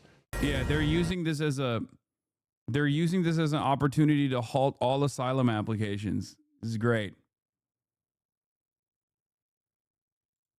It's fucking awesome. It's just so unimaginably racist. Yeah, bro assimilated too good is right. That's exactly what happened. Like, how is this any different than the dude who fucking popped Chris Kyle? You know what I mean? Two military veterans. They're going to the fucking, they're going to the shooting range, and one of them snaps and just ends up killing Chris Kyle. You know? Do we just go, oh, wow, we really got to reconsider white people, doing this kind of thing? No, of course not. It's not any different than the, I feel like, Batman or Halo guy that blew up the Turo rental Cybertruck outside of the Trump Tower in Las Vegas the first day of the Trump administration. It's no different than the Marine guy who drove his fucking F-150 pickup truck into a Mormon church and tried to blow it up. That happened like last month. The New Orleans guy who was also another, Green Beret slash, he was like another intelligence guy as well. He was also in the U.S. military who, in New Orleans, who went and did an act of domestic terror. He was also brown. I think he was like also, was he also Afghan, of Afghan descent? I can't remember, but he was an American citizen in the American military. The boat attack guy in North Carolina, or yeah, he was the IT guy or something, right? I can't remember. He was not Afghan. What was his background? I think he was like Muslim. I think he was a Muslim convert. Oh, okay. I'm mixing up my fucking U.S. soldiers, U.S. veterans snapping on U.S. soil and committing acts of domestic terror. They melt into one another at this point. They literally just fucking melt into one another. How am I supposed to figure out who's who? There's so many fucking cases. That's kind of the point. The point is, this happens all the fucking time, as a matter of fact. And it seems like this administration never wants to let an opportunity, a crisis opportunity, go to waste. So given this guy's background as an Afghan national and this administration's interest in like stopping all flows of migration and all asylum seekers to make a point about how migrants are responsible for endless amounts of violence, they're just using this as an opportunity to do an asylum freeze. And we start with a Fox News alert. Right now, a National Guardsman is fighting for his life in critical condition this morning after allegedly being shot by an Afghan national on Thanksgiving Eve. So it comes as officials revealed that the suspect was likely radicalized while living in the United States. And we knew about him going. Yeah, here, Rolling Stones actually went deeper into this, by the way. Rolling Stones reviewed a screenshot of the group chat in June where zero-unit veterans shared information with the CIA representative about ongoing issues. Lockenwall posted messages asking for help. His last post went unanswered and was deleted by the chat's administrator. Yeah, a fellow unit member describes how the alleged D.C. National Guard shooter felt abandoned by the CIA. He'd say, I'm working 9 years or 10 years with the U.S. government. They never answer my phone call. This is literally, like, I'm sorry, any veteran that says they don't understand exactly what happened here is just fucking lying, okay? This is such a common story. The only difference is this dude is an Afghan national. That's it. And not, like, homegrown, okay? That's the only difference. What the fuck are we doing? We broke this man starting when we made him a child soldier at just 15. The only reason we care about him now is because his choice wasn't to anonymously kill himself like the other 22 veterans who commit suicide in this country on a daily basis. Yep. Yeah, if only they'd given him a lock for his gun case. Yeah, exactly. Which is what you can look forward to if you're a veteran with crippling PTSD and suicidal tendencies. You know? You won't get the adequate mental health treatment, of course, but they'll give you a free gun case, or not even a gun case, but a lock for a gun case that you have to purchase on your own, of course. But be sure to put a photo of your family in that gun case as well, so that that last second decision stops you dead in your tracks. The additional 30 seconds required to unlock the gun case can be a difference in life and death. It's true. That is literally the American VA's solution to 22 a day veteran suicides. Isn't that fucking nuts? I'm not, like, it sounds so dystopian and it sounds like I'm making it up. And to be fair, I thought it was insane until I saw the ad. They used to run those ads on my broadcast. The VA used to run those ads on my broadcast. It's not 22 a day now. I think it's like 14 or 15 or 17. I don't fucking know the exact number now, but anyway, but yeah, no, look no further than how this is Brandon's fault or how it's the fault of Afghanistan or anybody else, really. Off the rails as early as 2023. Madeline Rivera joins us live in Washington with the latest. Maddie.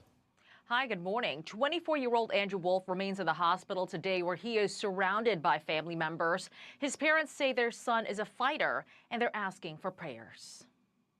You know, I had a chance to be at the hospital yesterday, and I want to tell you something. When you go there, sometimes when you go to a hospital, a lot of people are very concerned. People certainly are here.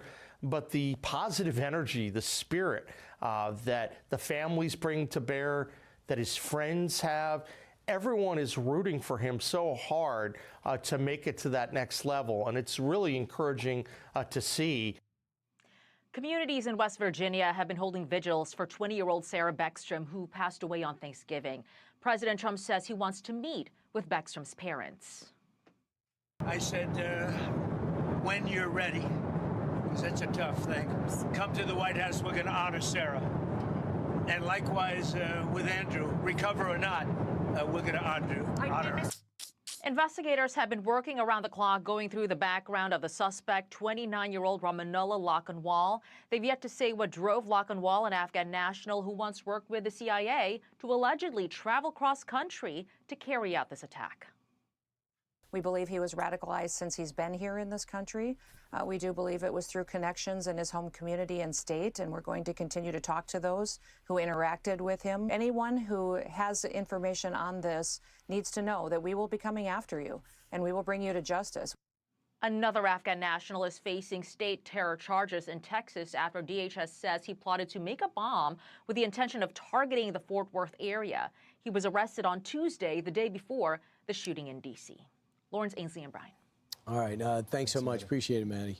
So we're learning more and more about this guy, including that there were signs. If he ever belonged here is one thing. You know, he worked for the CIA, that zero unit. I understand that. But because the CIA said he was all right to work with and fight with, doesn't mean he's okay to live here. But let's just say. What? Yeah. Why are we bringing these killers to U.S. On U.S. soil? They thought he was okay to live here because he worked with that unit. Well, by 2023, they say it became pretty clear that he was off the rails. He was depressed. He had no. Okay, well, it was the Trump administration that actually granted him asylum. So what the fuck are we talking about? Like, how How do you make sense of that? Like, he was someone working within the CIA. I thought this was an example of the best kind of migrant, the best kind of asylum seeker, a guy who did a lot of contracted killing of civilians for us. Sure, he got a little depressed, but I like that absolutely no one is asking the question, why the fuck do we have a special unit designed to shoot up hospitals and schools in Afghanistan that the CIA controls, that is entirely comprised of Afghan nationals? What the fuck is happening? Let alone asking the question, why are we in Afghanistan? Why were we in Afghanistan? I thought we established that was dumb. Nope. Job. In fact, friends said, why were we working with 15-year-olds? Why was the CIA grooming 15-year-olds to make them murder monsters? Then they said he has 5 kids. They said when his wife would go and visit relatives, they said the kids would come to school with dirty clothes, then they'd be dirty clothes, unwashed, and hungry. And they reported this to the school, and to Health and Human Services, their local unit there, but there's no sense of anyone trying to close the circle to try to take action. But take action by what? Deporting him? He's not even saying take action by like offering mental health services. He's literally saying, why did nobody realize that he was depressed and therefore deport him immediately? I hope that at least the veterans, maybe the veterans in this community can understand it, but like I hope the veterans watching Fox News can at least the ones that were in Afghanistan that have like some level of respect for the Afghan nationals that they worked alongside, that they see the disdain that Fox News has for you as well. I know it's difficult for you to put yourself in the shoes of a brown guy, but that is what it is. I mean, he is literally saying like the way to deal with these fucking pesky vets is, take care of them, jail them ahead of time, apprehend them, let God sort it out. They would realize this guy was off the rails back then. Well, so to your initial point about us working with him. And also, ironically enough, even if this is the argument, the Trump administration is responsible for allowing him to get asylum. So what are we talking about? And the CIA, I mean, this is very common. They're not sometimes the most model citizens that we work with, but we have a common enemy. And so we typically work with people that are in the inside. But to the point of when he came back home, okay, so they noticed that he's going crazy, and they realized that he's not showing up to his check-ins, which are required for him to be here. Why didn't anyone do anything? The whole point of a check-in is to keep tabs on the person. What is the process when the person doesn't do he ends up the getting check-in? asylum. Exactly. Even though he's off the rails, he gets asylum. What the hell happened? Kristi Noem said his vetting process all happened under Joe Biden. She described the screening of Afghans and other foreign nationals under Biden as inadequate. Now Trump has strengthened the vetting process for anyone coming over. Wait. That's not, they're just, what? But it happened under Trump. The confirmation came under Trump. Hey, first timer here, you're a douche. Thanks, Chatter. This shit don't add up. Or coming into our country that's an immigrant, including reviewing social media and checking to see who they interact with, because Kristi Noem says this guy was radicalized when he got here to America, but he had connections. They're trying to say that the vetting took place under Biden, Trump. Just believe the Biden team, and it's all of their fault. That's a move for sure. Yeah, this is pretty cool. You just fucking lie, and then that's it, right? All you need to do is just lie and say, no, Brandon did this. To his home community, and they're as long as you can find a way to tie everything back to Joe Brandon, then I guess like there are people at least in the Trump orbit that will agree with it and say, yeah, that seems good to me.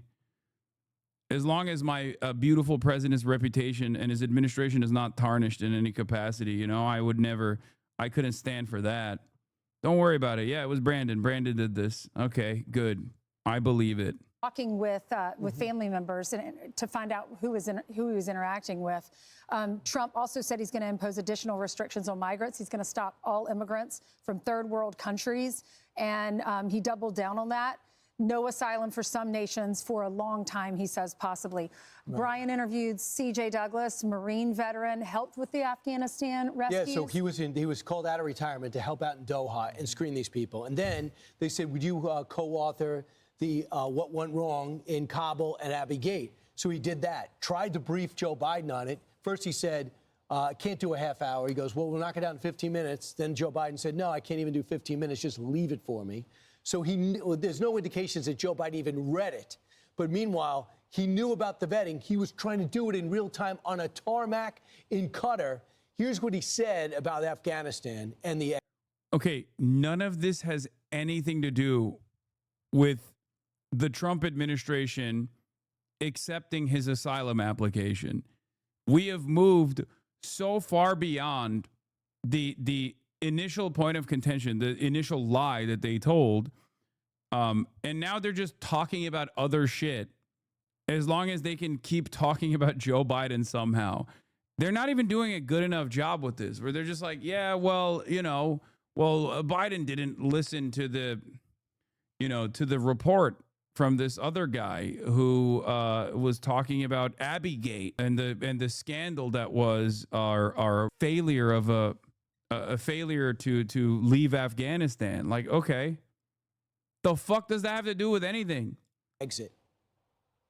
This still goes back to the Biden administration's failure to hold the Taliban to the conditions-based withdrawal. Because as I've told you previously, I would rather fight them over there than have them here on our shores and have, American citizens have to be concerned about everyday life. I'm for the freezing, and what I would say is with that, what we need to do is look at how we are going to assist the current population we have, and then as well. So Secretary Noem now admits that there was no vetting failure under President Biden, despite repeating this endlessly and using it as a justification for shutting down all legal immigration of Afghan immigrants. National Guard shooting suspect radicalized in the U.S., Homeland Secretary says, as of today.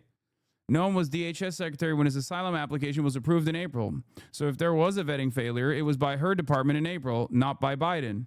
It doesn't even make sense to say that this is like the Biden administration's fault and failure. How does that even make any sense? You're the one, your admin is the one that actually vetted him. How we're going to tighten up the screening process for future people coming from third world countries that don't have the ability to screen people as they're coming. Quickly on. But they're not. It's not them that are screening. It's not only our government that participates in the screening process, but it was specifically this administration that approved this person's asylum application. Okay? And once again, it's not even the fact that this person is on U.S. soil is not the major point of contention here. Okay? Because this guy did what many veterans have done as well, and he just seemingly fucking snapped. He felt like he didn't get any coverage or any help from the government after years and years, after a decade of service, which of course was to murder his own countrymen, okay? And for that, they allowed him to come to the United States of America, and then they did nothing. It's the same exact thing that they do to American veterans as well, who then also end up snapping in a similar way and killing a bunch of people. Radicalization, since they're saying that it happened home, and I'm learning this from a lot of my veteran friends who have contacts within people that served. They served in Afghanistan, and they know some of the people that have since come to the United States that were on that plane, on the multiple planes. And they say that a lot of them are upset about how they're being treated here in America, and they thought there were going to be more resources. But as my veteran friends have made it very clear to them, how do you think American vets are treated when they come back home? We still... What the fuck? Bro, yeah. Okay. What? Are they doing the thing where they're like, oh, what about the homeless veterans? Whenever people talk... Dude, that's the point. They're trying to be like, well, we treat our own American veterans like shit. Of course we're going to treat Afghan veterans like shit. Okay, don't you think that nobody should be treated like shit? Hello? People that are in the middle of the street, they're not getting services and all that. So there's a vetting... Yeah, don't tell that to Brian Kilme, okay? Hey, don't remind Brian Kilme that there are homeless veterans on the streets. He's about to see red. Last time you brought up homelessness in front of Brian Kilmeade, he talked about how every single one of them should be murdered. So, you know, he's holding on. He's white knuckling. He's like, oh, don't bring up homeless veterans. I want to spit on them. I want to spit on them after I shoot them dead. I'm Brian Kilmeade. I'm Brian Kill 'em all. Component of this, and then people that are upset that they thought that they helped the United States when they were overseas and they feel like they're not treated fairly. Our own veterans aren't treated fairly when they come back home. Many of them are on the streets and depressed and struggling with suicide as well. They don't understand our society. No, period. they don't. They don't understand that you get. Oh, yeah, they don't. Yeah, no, they don't understand our society, period. Oh, that's what it is. Okay, so what happens when, like, an American homegrown veteran snaps in a similar fashion? What then? What now? Do those guys not understand our society either? Because he just basically admitted that this is just a common meta. This is the common problem, which is what I've been saying all along. He's just like, Brian Kilmeade's like, but okay, you're talking about our lack of resources for our fucking veterans, but also I need to remind you, this man is Afghan, okay? He is different. He is from Afghan. He's from Afghanistan, okay? So it's a different type of veteran. Your success is generated from yourself, right? And they don't understand our society at all. And there's got to be immediate action taken because evidently they were handed 1.5 million people on this immigration asylum list for the Bidens go, yeah, we haven't even looked at this list yet. So they're here, 1.5 million, and we have not been able to screen a year in, not even a year into this administration. I'm Steve Doocy. I'm Brian Kilmeade. It is Election Day in Tennessee tomorrow. Oh, this is exciting news. Obviously, we got our girl Afton. You got another Barry Weiss mention in an Eli Valley post. For Weiss, the decline of American media is best exemplified by the rise of Nick Fuentes, a Nazi, Andrew Tate, a virulent misogynist, and Hassan Piker, a leftist streamer who pushes universal health care while playing video games. And no, you can't say I don't play video games any longer because I have been playing a lot of fucking video games, okay? I've been playing Dispatch nonstop. Yeah, Nick Fuentes, Nazi, Tate, misogynist, Hassan, lies about gaming. Except I don't. Oh, Barry Weiss would hate it if you played Dispatch right now. Okay, shut the fuck up, chatters. We got a lot of news to cover, okay? Come on. That shit is barely a game you're just reading? Oh my God. Oh my God. Is this the new meta? The games that I've played are not real video games? Is that what it is? Oh, by the way, Axios. Hakeem Jeffrey says he doesn't expect House Democrats to pursue the Pete Hegseth impeachment. Nice. I would hate for you to do something, anything really. Oh, also, wait, before we get into the Afton Bain thing, let's cover Jessica Tarkov. Yeah, it was definitely a hurried process. I did not see many Democrats even or people part of the administration who were defending the way that we exited this situation. And a lot of the concern was actually for people like this alleged murderer who had helped over the years. And you see veterans all over TV talking about how amazing the vast majority of these people are and that we were going to leave them to die if we did that. I think that looking at that program again and saying we can't repeat that is definitely important, but it's been disappointing to see President Trump or DHS Secretary Kristi Noem on the Sunday shows denying the fact that Donald Trump's administration granted him asylum in April of this year. So they had a chance to evaluate the situation as well when he was nuts, when he was suicidal, when he was threatening, all these things that had been going on in his life, and they also let him stay. So just making this it was your fault, not we have an American problem, I think turns a lot of people off from this, or this kind of rhetoric when Trump is posting that you need to denaturalize people who undermine domestic tranquility and deport foreign nationals who are non-compatible with Western civilization. Back-to-back Fox clips. Chatter, are you new here? We watch more Fox News than your racist grandfather. I'm a Fox News watcher. I'm an avid Fox News watcher, so much so that I know the names of the hosts. And some of them I cherish and celebrate, like Jessica Tarkov. Jessica escaped from Tarkov. Using those kinds of sweeping terms versus saying, we need to look at this program and we need to make sure that everyone that we are bringing here deserves to be here is a much more appropriate response to it. But, you know, I understand and was personally hugely upset by this and continue to be and hope that, the soldier who's fighting for his life can get through. Celebrate is a strong word. No, I'll say it. Yeah. Okay. So we're going to do Afton Bain. Yeah, I've been photographed with Jessica Escape from Tarkov. And yes, we're going to do Oklahoma University. I briefly covered it yesterday, but we're going to do it again today. Tomorrow, a special election for Tennessee's 7th congressional district. This is a heavily Republican district. So why are Republicans having to spend so much money there? CNN chief data analyst Harry Enton is here with the details. When I say this is a Republican district, Harry, how Republican? It is a ruby red Republican district, John Berman. What are we talking about? Well, why don't we just take a look at the past 3 presidential elections in the great state of Tennessee, in the 7th district, in that great state. Look at Trump's margins. In 2016, he won it by 17 points. 2020, 15 points. And then in 2024, Johnny B, takes the cake here. We get Donald Trump winning by 22 points. That's why I say even a close GOP win tomorrow is a bad sign for them, because what we're dealing with is a district that all 3 times that Donald Trump was on the ballot in the general election, he won it by double digits. And last time, he broke the 20-point margin barrier. I would say if you had to look at the congressional map, any district that Donald Trump won by 22 points, you would say, you've got like nearly a 100% chance of winning if you're running for Congress there. But what are the prediction markets saying right now? Yeah, what are we talking about in terms of the prediction market odds?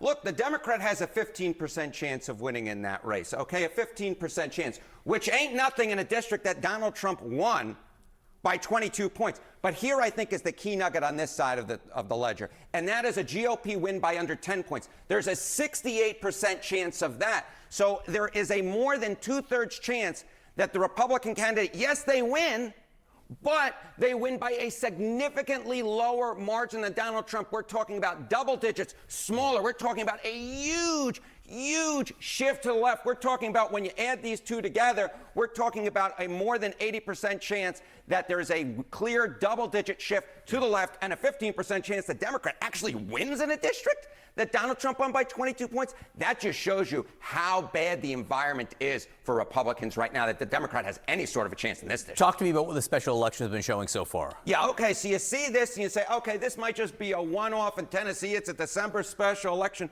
But get this, 2025 House special elections. Dems outran Kamala Harris. We've had 5 so far. Arizona 7, Dem outran Kamala Harris. Florida 1, Dem outran Kamala Harris. Florida 6, Dem outran Kamala Harris. Texas 18, Dem outran Kamala Harris. And in the suburbs of Washington, D.C., in Virginia 11, the Dem outran Kamala Harris. And on average so far, the Democrats have been outrunning Kamala Harris's margin by over 15 points. So what the prediction market suggests would happen in Tennessee is not something that's happening in isolation. It is happening all over the congressional map. Okay, so when you see something like this, what is... It's a real Holy Toledo type situation, honestly. A real Holy Toledo type situation, ladies and gentlemen. History tell us about what ultimately happens. Okay, so you see these and you say, special elections, what do they matter? Well, take a look to the midterm that happens down the line. You go all the way back since over 20 years ago. What are we talking about? Special elections and midterm results. When a party outperformed in special elections. If anyone honest was around Kamala, they would sit her down, play this segment, and tell her not to run again. No, sweetie, you don't understand. The K-Hive is real, okay? Since 2005, 5 out of 5 times they went on to win the House of Representatives in the next midterm. So what's likely to happen tomorrow in Tennessee, what has happened across the congressional map is likely not to stay in 2025, is likely to push forward and be very good news for Democrats come 2026. Watch these margins tomorrow night. Republicans are a little bit jittery. Harriet, great to see you this morning. To see you. Thank you very much. So you just heard my interview with Democrat Afton Bain, who is suddenly in that high-stakes House race. But do Democrats really have a chance to flip that deep red Tennessee seat? And what about President Trump? Why, with everything else going on, has he set his sights on strong-arming Indiana? Is Harry Hasanabi hit? No, fuck no. Come on, man. No. I mean, I'm sure he has seen my coverage of him and how much this community rides for him, but I highly doubt that he's a fan. Republicans, my panel is back to answer those questions. So first on Afton Bain, I asked her about would she vote to keep the government open. She didn't exactly say. She didn't say. She said she'd take into consideration her constituents' concerns. Asked if she thought ICE should be abolished. She's showing up at the AOC tomorrow at a tele-rally. She wouldn't say directly. Wouldn't say if she would vote for Hakeem Jeffries as speaker. She's leaned very hard on the issues of affordability. It just speaks to the fine line she has to walk at this critical moment. Yeah, so she's pro-affordability, that's what I take. Right. But unwilling to really express opinions on other things. And yet, as you say, having AOC come in to appear with her, if she's trying to go for turnout of Democrats, seems to me she needs to be a little more forthright herself. And if she's trying to walk a line to attract independent-minded and maybe some Republican voters, she needs to speak out more, it seems to me. If for her to win this race would be a surprise.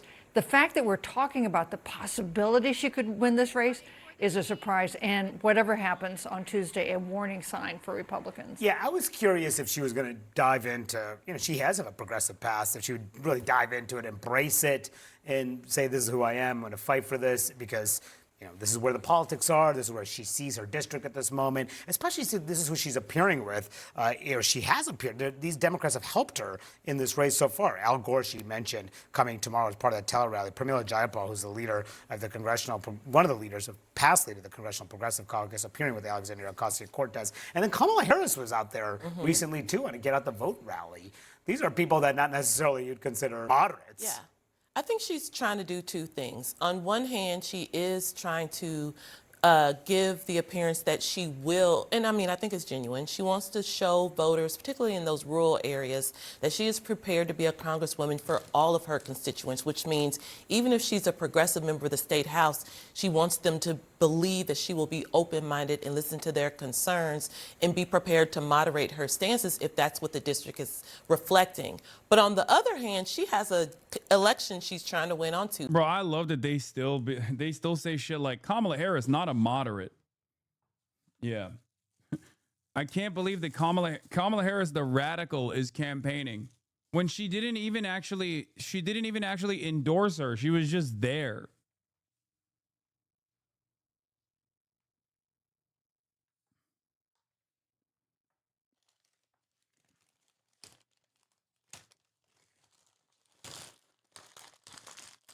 I lived in Nashville for 6 years. I'm super surprised that she's doing so well, but I do think that Kamala hurt Bain's chances by getting involved. Yeah, I just don't. I think a lot of these previous Democratic failures oftentimes end up having more worth as like anti-endorsements, Like Hillary Clinton refusing to endorse Zohran Mamdani the day prior to the election, probably a good thing, Probably not a bad thing. He did win. She has a 100% success rate in reverse endorsements, to be fair.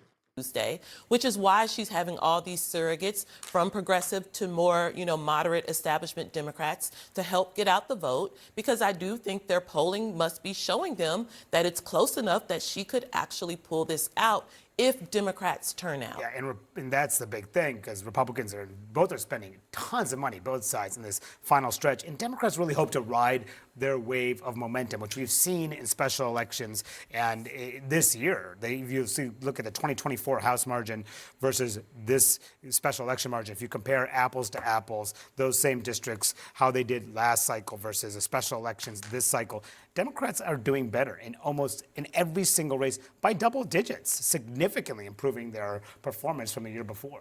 And I think this tells us what a godsend this affordability question is, because this race encapsulates the dilemma that Democrats have. They know they need their base to come out, as you said, in these elections. What kind of election analysis is this? No, it's not a fucking godsend. It's just a reflection of how bad things have gotten. Ultimately, who gives a fuck if Democrats win if they're not going to do anything about it, I feel like that's more important than anything else. But they need to talk to a much wider cohort of voters. Now, the question this election poses is whether affordability is such a powerful argument that it can, overcome some of the suspicions the more moderate voters have about these Democrats. And does it diffuse the normal MAGA attack lines, like this person's very left wing, they were for defund the police, etc., etc. Is affordability such a powerful force that it can supersede all of this? You know, we talked about redistricting, or we're going to talk about redistricting. There's a little warning flag about redistricting here. This is a district that was created by Republicans in 2022 to be a safe Republican district. It's chopped up. They chopped up so Nashville into funny. 3 different congressional districts in order to make it so. That's exactly what they're doing in states like Texas. And the warning sign is, by diluting these Republican districts, will they really run a risk of losing some seats that they thought were safe Republican It's seats? such a good point because it's actually exactly what's happening in Indiana right now. This week, the center of the political world is a ruby red congressional district in Tennessee, the type of place where Democrats would ordinarily never have a chance. But both President Trump and the GOP congressman who recently resigned coasted to victory in Tennessee's 7th district, which encompasses parts of Nashville and wide swaths of rural areas. But suddenly, with less than 48 hours to go, both parties have poured millions in the final stretch, with Republicans scrambling to avert an electoral disaster. Joining me now is the Democrat who hopes to flip this seat and narrow the GOP's razor-thin House majority, Tennessee State Representative Afton Bain. Representative Bain, thank you so much for being with me this morning. Really appreciate your time. As you know, thank you for having me. Absolutely. As you know, this is a district that is solidly red. Both Trump and GOP Congressman Mark Green wanted. They won't say this on CNN, but DSA endorsed, and also anti-Israel. The biggest problem about this this situation is that, like, this was supposed to be a sleeper upset, but now it's very quickly elevated to national prominence, like the profile and the race itself. By about 22 points, but your record is pretty progressive. So is that really in line with the more conservative voters in your district? Well, the reason this race is competitive is because the Washington Republican agenda of delivering an economy that works for everyone has not delivered. And I think it's hilarious that Republicans and their billionaire friends are trying to spend millions to save a seat that they should win without thinking. But if we flip this seat, it will send a national message that the Republican Party needs to get serious about lowering healthcare costs.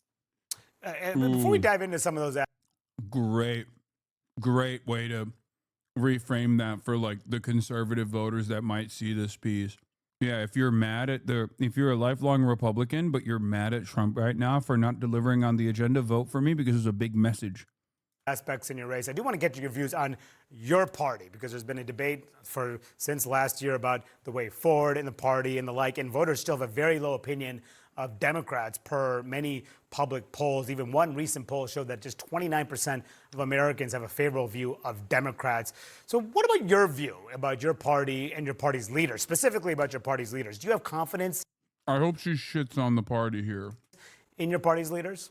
Well, I've been running this race as a Democrat that cares about affordability, and I think that's what's going to win it for us. I think that there is a new generation of leadership in the party, and especially from the South, where we want to see Democratic leaders that step up, especially in moments like this that require a fearless, bold leadership. And that's what I'm offering the district, and I think it's resonating with voters. If you had a chance to, would you vote for Hakeem Jeffries as Speaker? We represent very different districts, and I've got 48 hours to flip a congressional district and really send a message to Washington, like I said, that they need to get serious about healthcare costs. Honestly, I haven't thought about it, but I want to say that I have been really grateful as someone who has organized in the South. That sucks because she can't say no right now because he literally holds so much of the funding. But if she were to outright say no, it would boost her profile in the fucking race, which is why she has to do this diplomatic no, Like with Zoran, it's entirely different. I have more criticisms for Zoran, especially after he won, where he's like defending Hakeem Jeffries. But for her, and I would go so far as to say Zoran didn't need this in the lead up either. If they were to ask Zoran, like, oh, do you think Hakeem Jeffries is a good leader? Zoran Mamdani actually criticized him quite a bit. And it's really beneficial for her to be able to do that openly. But the problem is, because of the extraordinary amount of attention on this race now, she kind of is stuck because Hakeem Jeffries can't just like pull back from funding her campaign all of a sudden. Her entire life. I've been very grateful for the national support in this race. Tennessee is often a state that is overlooked and disinvested in.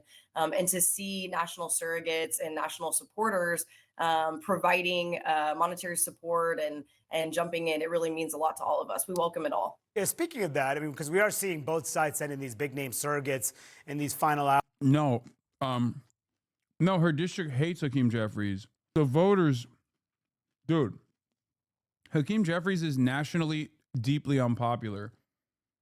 The reason why she can't fucking shit on Hakeem Jeffries is because he holds a lot of power within the Democratic Party right now. It would be tremendously beneficial if Hakeem Jeffries was like a smarter politician and a better leader. He would literally let her shit all over him. But the reason why she's giving this diplomatic answer is because there's uncertainty, clearly. Hours before Tuesday, and tomorrow, Congresswoman Alexandria Ocasio-Cortez is holding a tele-rally for you. Are you in line with her ideologically? Like I said, I think that there is a strain of the Democratic Party that cares about holding corporations accountable and lowering costs for working families. And my politics are one in alignment of that. As a state legislator, I've worked to eliminate Tennessee's regressive grocery tax. As an organizer, I work to make healthcare more affordable in the state of Tennessee. And so I think those are the Democratic leaders and candidates that I really resonate with, are those that are trying to lower costs for working families. Yeah, because Trump has been calling you, quote, the AOC of Tennessee. So, I mean, aren't you just feeding? Yeah. AOC is another figure that probably isn't very popular in Tennessee, but has like decent approval nationally, I would say, as opposed to other high-profile Democrats who have really low approval ratings. I mean, the Democrats like AOC in Tennessee, but her district is not just Democrats, you know? Into that narrative by appearing with her? Like I said, we're really grateful for the support across the political spectrum. And if you and for your listeners, the Teletown Hall also features former Vice President Al Gore, who is a Tennessee legend. So I look at it as iconic that you have, Democrats from all political stripes joining in on this moment and saying, we are standing up to what is happening in Washington, and we want to be part of the solution rather than the problem. Yeah, because some of those you're campaigning with, including AOC, have called for ICE to be abolished. You have been sharply critical of the. Oh my God. Mono, what are you doing? I can't tell if he's just trying to rat fuck her. Fuck. Do these guys have one speed, bro? What the fuck is going on? He's literally, are you working for the RNC rapid response team? What the fuck? He's literally designing these questions, perhaps in the worst way possible, so that they get instantly cut and posted on the rapid response networks. Holy shit. Hey, can you speak into the microphone clearly real quick to say that you love defunding ICE and fuck ICE? Don't you feel like ICE are brave soldiers working tirelessly to defend the American boundaries? Why do you hate crime and punishment? Or sorry, rather, why do you love crime and hate punishment? ICE raids in Nashville, but do you think that ICE should be abolished? Like I said, I've got 48 hours to flip this congressional district and have been... Hey, can you make broad claims in your currently purplish district that's deep red? Can you just make some fucking wide swings here? Cinemarxism, this answer should be easy yes with anyone with a soul. Yeah, it's a fucking plus 25 Trump district, man. Calm down, okay? Even if her answer is yes, you're trying to win a fucking election. Jesus Christ. The person that you're talking about literally cheered on disrupting ICE activity interstate. What do you mean? If you don't think that this is a real one, I don't know what to fucking tell you, you know? DSA endorsed, openly talked about like disrupting ICE activity in her fucking neighborhood, celebrated that shit. And you're still like, no, obviously, if you have any good conscience in a fucking plus 25 Trump district that everyone is literally looking at, is like, wow, I can't believe it. I cannot fucking believe that this is even a point of contention. This is a competition at all. And you're over here being like, why isn't she saying that she wants to abolish the commodity form? Like, okay, I don't know. Maybe because she's trying to win a fucking election. Dogged about the message of affordability. And that's not what I'm hearing in the district. What I'm hearing is people, especially rural voters, are driving 4 hours to a hospital without care. We've got veterans that are going without, care because the VA hasn't been fully funded. And so these aren't the issues that I'm hearing about in the district. What I am hearing about is that grocery costs are high. utility bills are high, rent is high, and there's no kind of end in sight. And so my message has been one to lower costs, and I think it's resonating. Yeah. She literally was on video saying bullying ICE officers is a major win, that they were able to successfully disrupt ICE operations. Across the district, which is why this race is so close. But you have been critical of the past on these ICE raids. Do you think all these ICE raids in Nashville should stop?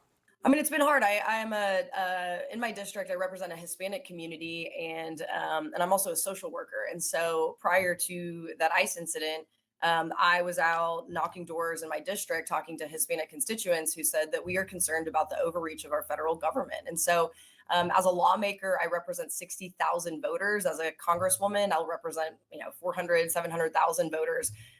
And so I take into consideration the real issues that these voters and my constituents are living with. One of which is they don't want their federal government overreaching in their communities. Some of your past tweets have gotten attention, including in 2020 when you posted then a deleted. Mono, shut the fuck up! Oh, brother! Oh my God, man, what the fuck, bro, what the fuck, yo! I swear to God, CNN is more adversarial to a fucking left flank upset than they are to like Randy Fine, who is the fattest version of Adolf Hitler that has ever existed throughout many different formations. This is the fattest one we've ever seen. And they literally would just sit there and act as though he's like a fucking normal person. Meanwhile, well, you have old tweets. Why did you post old tweet? Why would you post? What were you posting at Peak Woke? Yeah, this is great. Yeah, this was awesome. We've got our girl squad and we're bullying the ICE vehicles and state troopers. So this is a win. Your favorite blonde state rep. Her phone's always at 1%. I think my superlative is most likely to always have her phone at 1%. So, Could you text that? no, I'm still here. Okay, so we're waiting for my phone to charge. Let me send this to Emily and the girl. There we go. Okay. Did he let them go? Oh, people. Us? Yeah, they think we were arrested. Oh. My life cut out. Yeah, well, it's because your girl can't keep her phone charged. So they're probably running our information. Nikki, tell us what's transpired tonight. So we found the ICE and the THP people. I did not put makeup on because this was not Okay, planned. then I'll put it back. No, you're I've good. already seen it. Okay.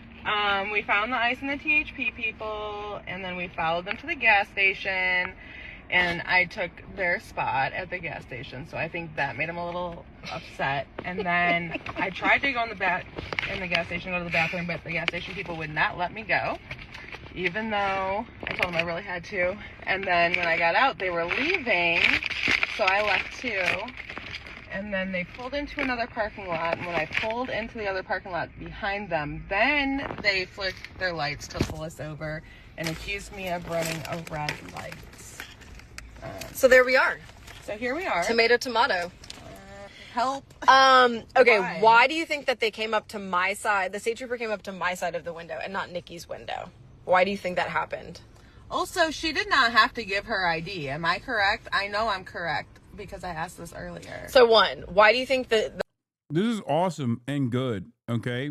There's a difference between me showing this and actually talking about how fucking awesome this is and the correct thing to do versus Manu Raju posting it on CNN amidst the fucking campaign, okay, in a hostile manner.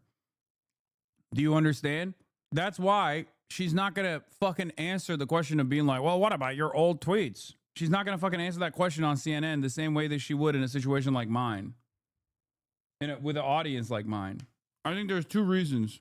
I think two reasons why CNN does this. One, because of Israel, obviously, like her position on Israel. And two, this once again is a major blow to the establishment Democrat narrative that Zoran's politics only works in New York City. New York City is not plus 25 Trump.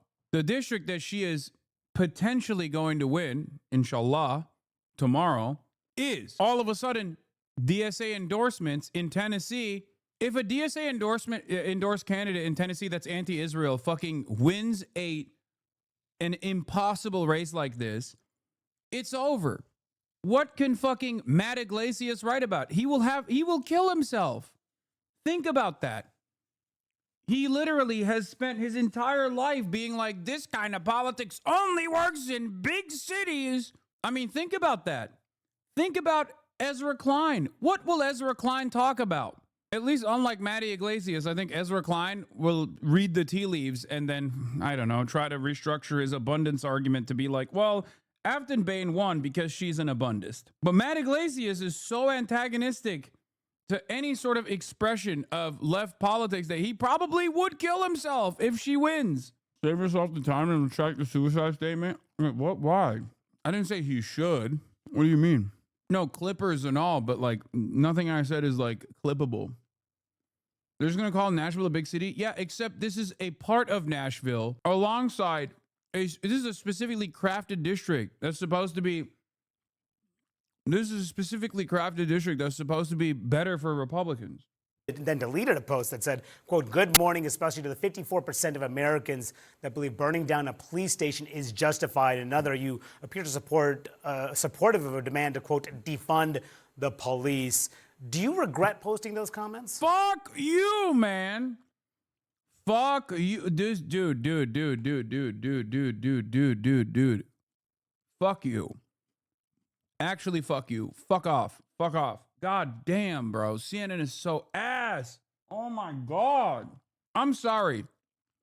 If you're supposed to be the liberal, impartial, unbiased news outlet and your line of questioning is identical to what Jesse Waters would ask, then maybe you're not impartial and unbiased. Yeah, I said that during the George Floyd moment when the entire country was demanding accountability and safer policing. And what I've always believed is that communities need investment. They need investment to be safe. They need investment in mental health responders, first responders, and youth programs to reduce that crime. And, you know, I was a private citizen back then, and now I'm a lawmaker. Like I said, I represent 60,000 voters with diverse political opinions. But what I hear. Yeah, then the next question is, so your opinion has changed on policing. Your opinion has evolved, so why did you say it? Hear from families across the 7th district is that they want safe neighborhoods and they want to lower the cost of living, and that's where my priorities are. So should you not have posted those? Like I said, I'm a lawmaker now, and so Yeah, see, I called it. I knew exactly where he was going to go with that question. Bro, what the fuck is this piece of shit doing? It wasn't an interview, it was a hit job. My God, I wish you would just push Republicans as hard as you pushed her. What a bunch of dumbass questions. Do you think ICE should be abolished? Do you support AOC? She's trying to win a seat based on affordability, not this bullshit line of questioning. Why are you surprised at all? No. This goes beyond. I'm surprised because this is... Dude. I'm surprised because it's a fucking red seat, okay? It is a fucking red seat. And even CNN, under previous standards, would not try to rat fuck a red seat race that's this close, that's this big of an upset chance at the last hour. The line of questioning, no, not old CNN, no, in general. Okay, you guys need to understand something, okay? Doing this to Zoran is different than doing this to Afton Bain. Because even if Zoran loses, in the eyes of CNN, it's still like Andrew Cuomo victory, whatever. Who cares? This is, if Afton Bain loses, the drama goes away, right? The drama goes away from their perspective if they only care about like propaganda purposes, or if they only care about like the marketability of candidates and whatnot. This is a major upset. They're trying to put their hand on the scale and tilt it against Afton Bain, the underdog here. It goes beyond like, I mean, this is like aggressively ideological, I think. I wouldn't post things like that now and haven't because I've definitely matured. And I think that speaks to the moment as well that I've spent 10 years organizing in a state to ensure that communities are able to access investment for community response and safety. And I'll do the same as the next Congresswoman for the 7th Congressional District. I do want to ask you about an attack line from Republicans, because this is a comment you made in 2020 about Nashville. It's gotten a lot of attention in your race. Let's listen to this. Oh, come on. I mean, that last one is so stupid. But you already ran the attack lines. I mean, I guess this is not that different. What the fuck's going on with Manu Raju, man? He just fucking despises this person. He's operating like this is an enemy. I hate the city. I hate the bachelorettes. I hate the pedal taverns. I hate country music. I hate all of the things that make Nashville apparently an it city to the rest of the country, but I hate it. I know you said those comments were taken out of context, but I want to ask you about it because I'm wondering, do you think it was a mistake to say that? What? I know you said it's out of context. Do you think it's a mistake? No, what's the context? That's what you're supposed to ask. What's the context? Can you contextualize these statements? He jumped over that point to specifically be like, don't you think it was stupid that you said that? Don't you hate that you said that? Fuck you, Manu. Oh my God. CNN hasn't been sold yet. And this motherfucker's already moving like it has.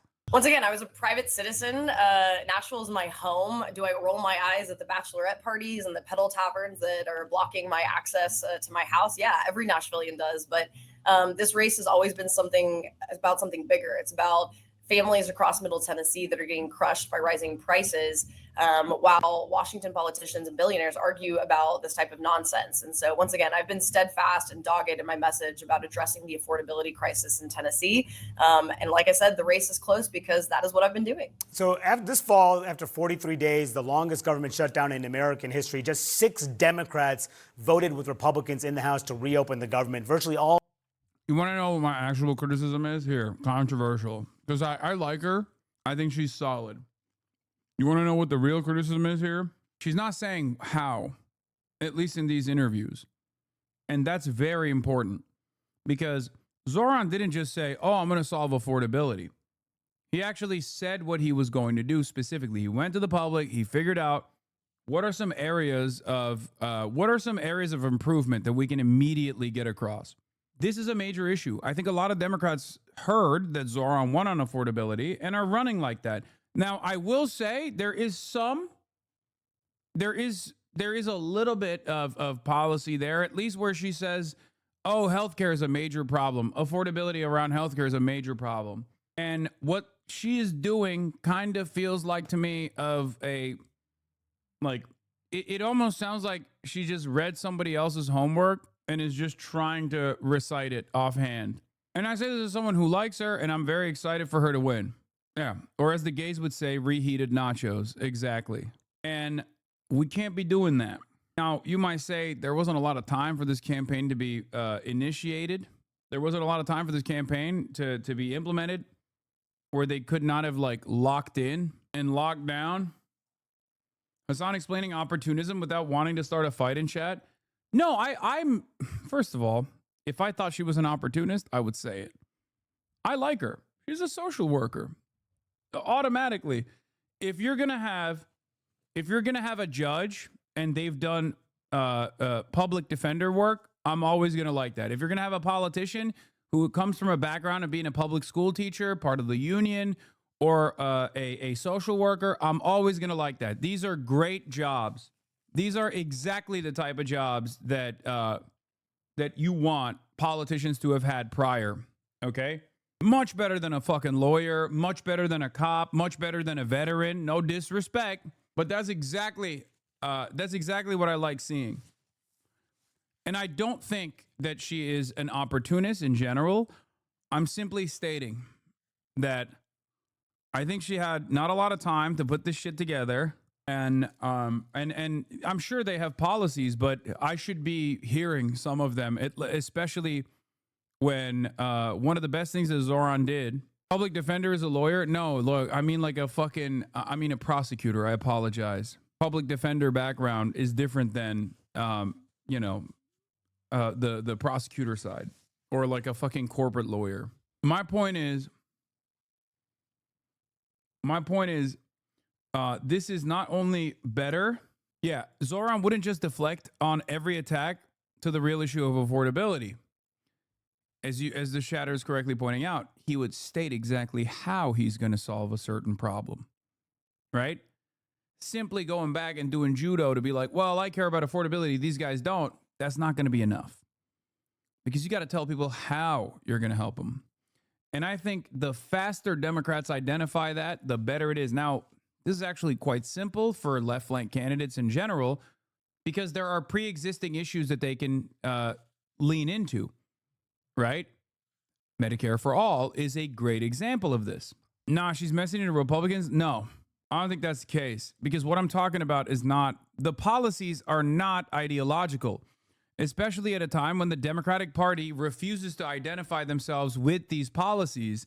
It's actually quite beneficial for you to just say, no, this is what I'm about. I'm about, like, I don't know what her district looks like, so I can't speak on it, but like maybe there's a public transit issue, or maybe there's an issue with like housing that is specific to that locality, specific to that district.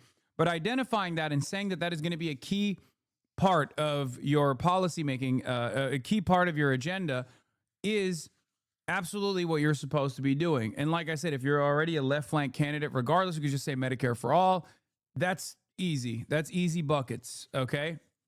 That's easy money. So just simply saying I care about affordability and then leaving it that will come across as hollow. You cannot lean into people's capacity to believe without giving them something to get excited by. Okay? What? I 100% agree with you. She doesn't need the policies. No, you're dumb. No, you're dumb. You're dumb. You're dumb. You're dumb. I'm sorry. No. You want to win Republicans in a fucking plus 25 Republican district? It can't just be an anti-Trump pick. There is no reason to fucking rely on the anti-Trump pick in a plus 25 district. You're wrong. You have to sell. You have to sell why people should vote for you instead of the fucking pro-Trump person. Nah, I'm in Tennessee. You just don't understand the district. Oh my God. Oh my God, I don't need to understand the district. I don't need to understand the district. This is what I talk about professionally every fucking day. What do you mean? Your argument is, well, this district is different. You don't understand Tennessee. They really hate Trump there. Okay, it doesn't matter. Adding policies onto that is not going to harm you. No, you have to stand for something. You have to tell people what you're going to give them, okay? That's it. You have to tell people what you're going to give to them. You can't just like lean into just affordability and the I'm not Donald Trump and I'm going to be an anti-Trump pick and then expect people to vote. Okay?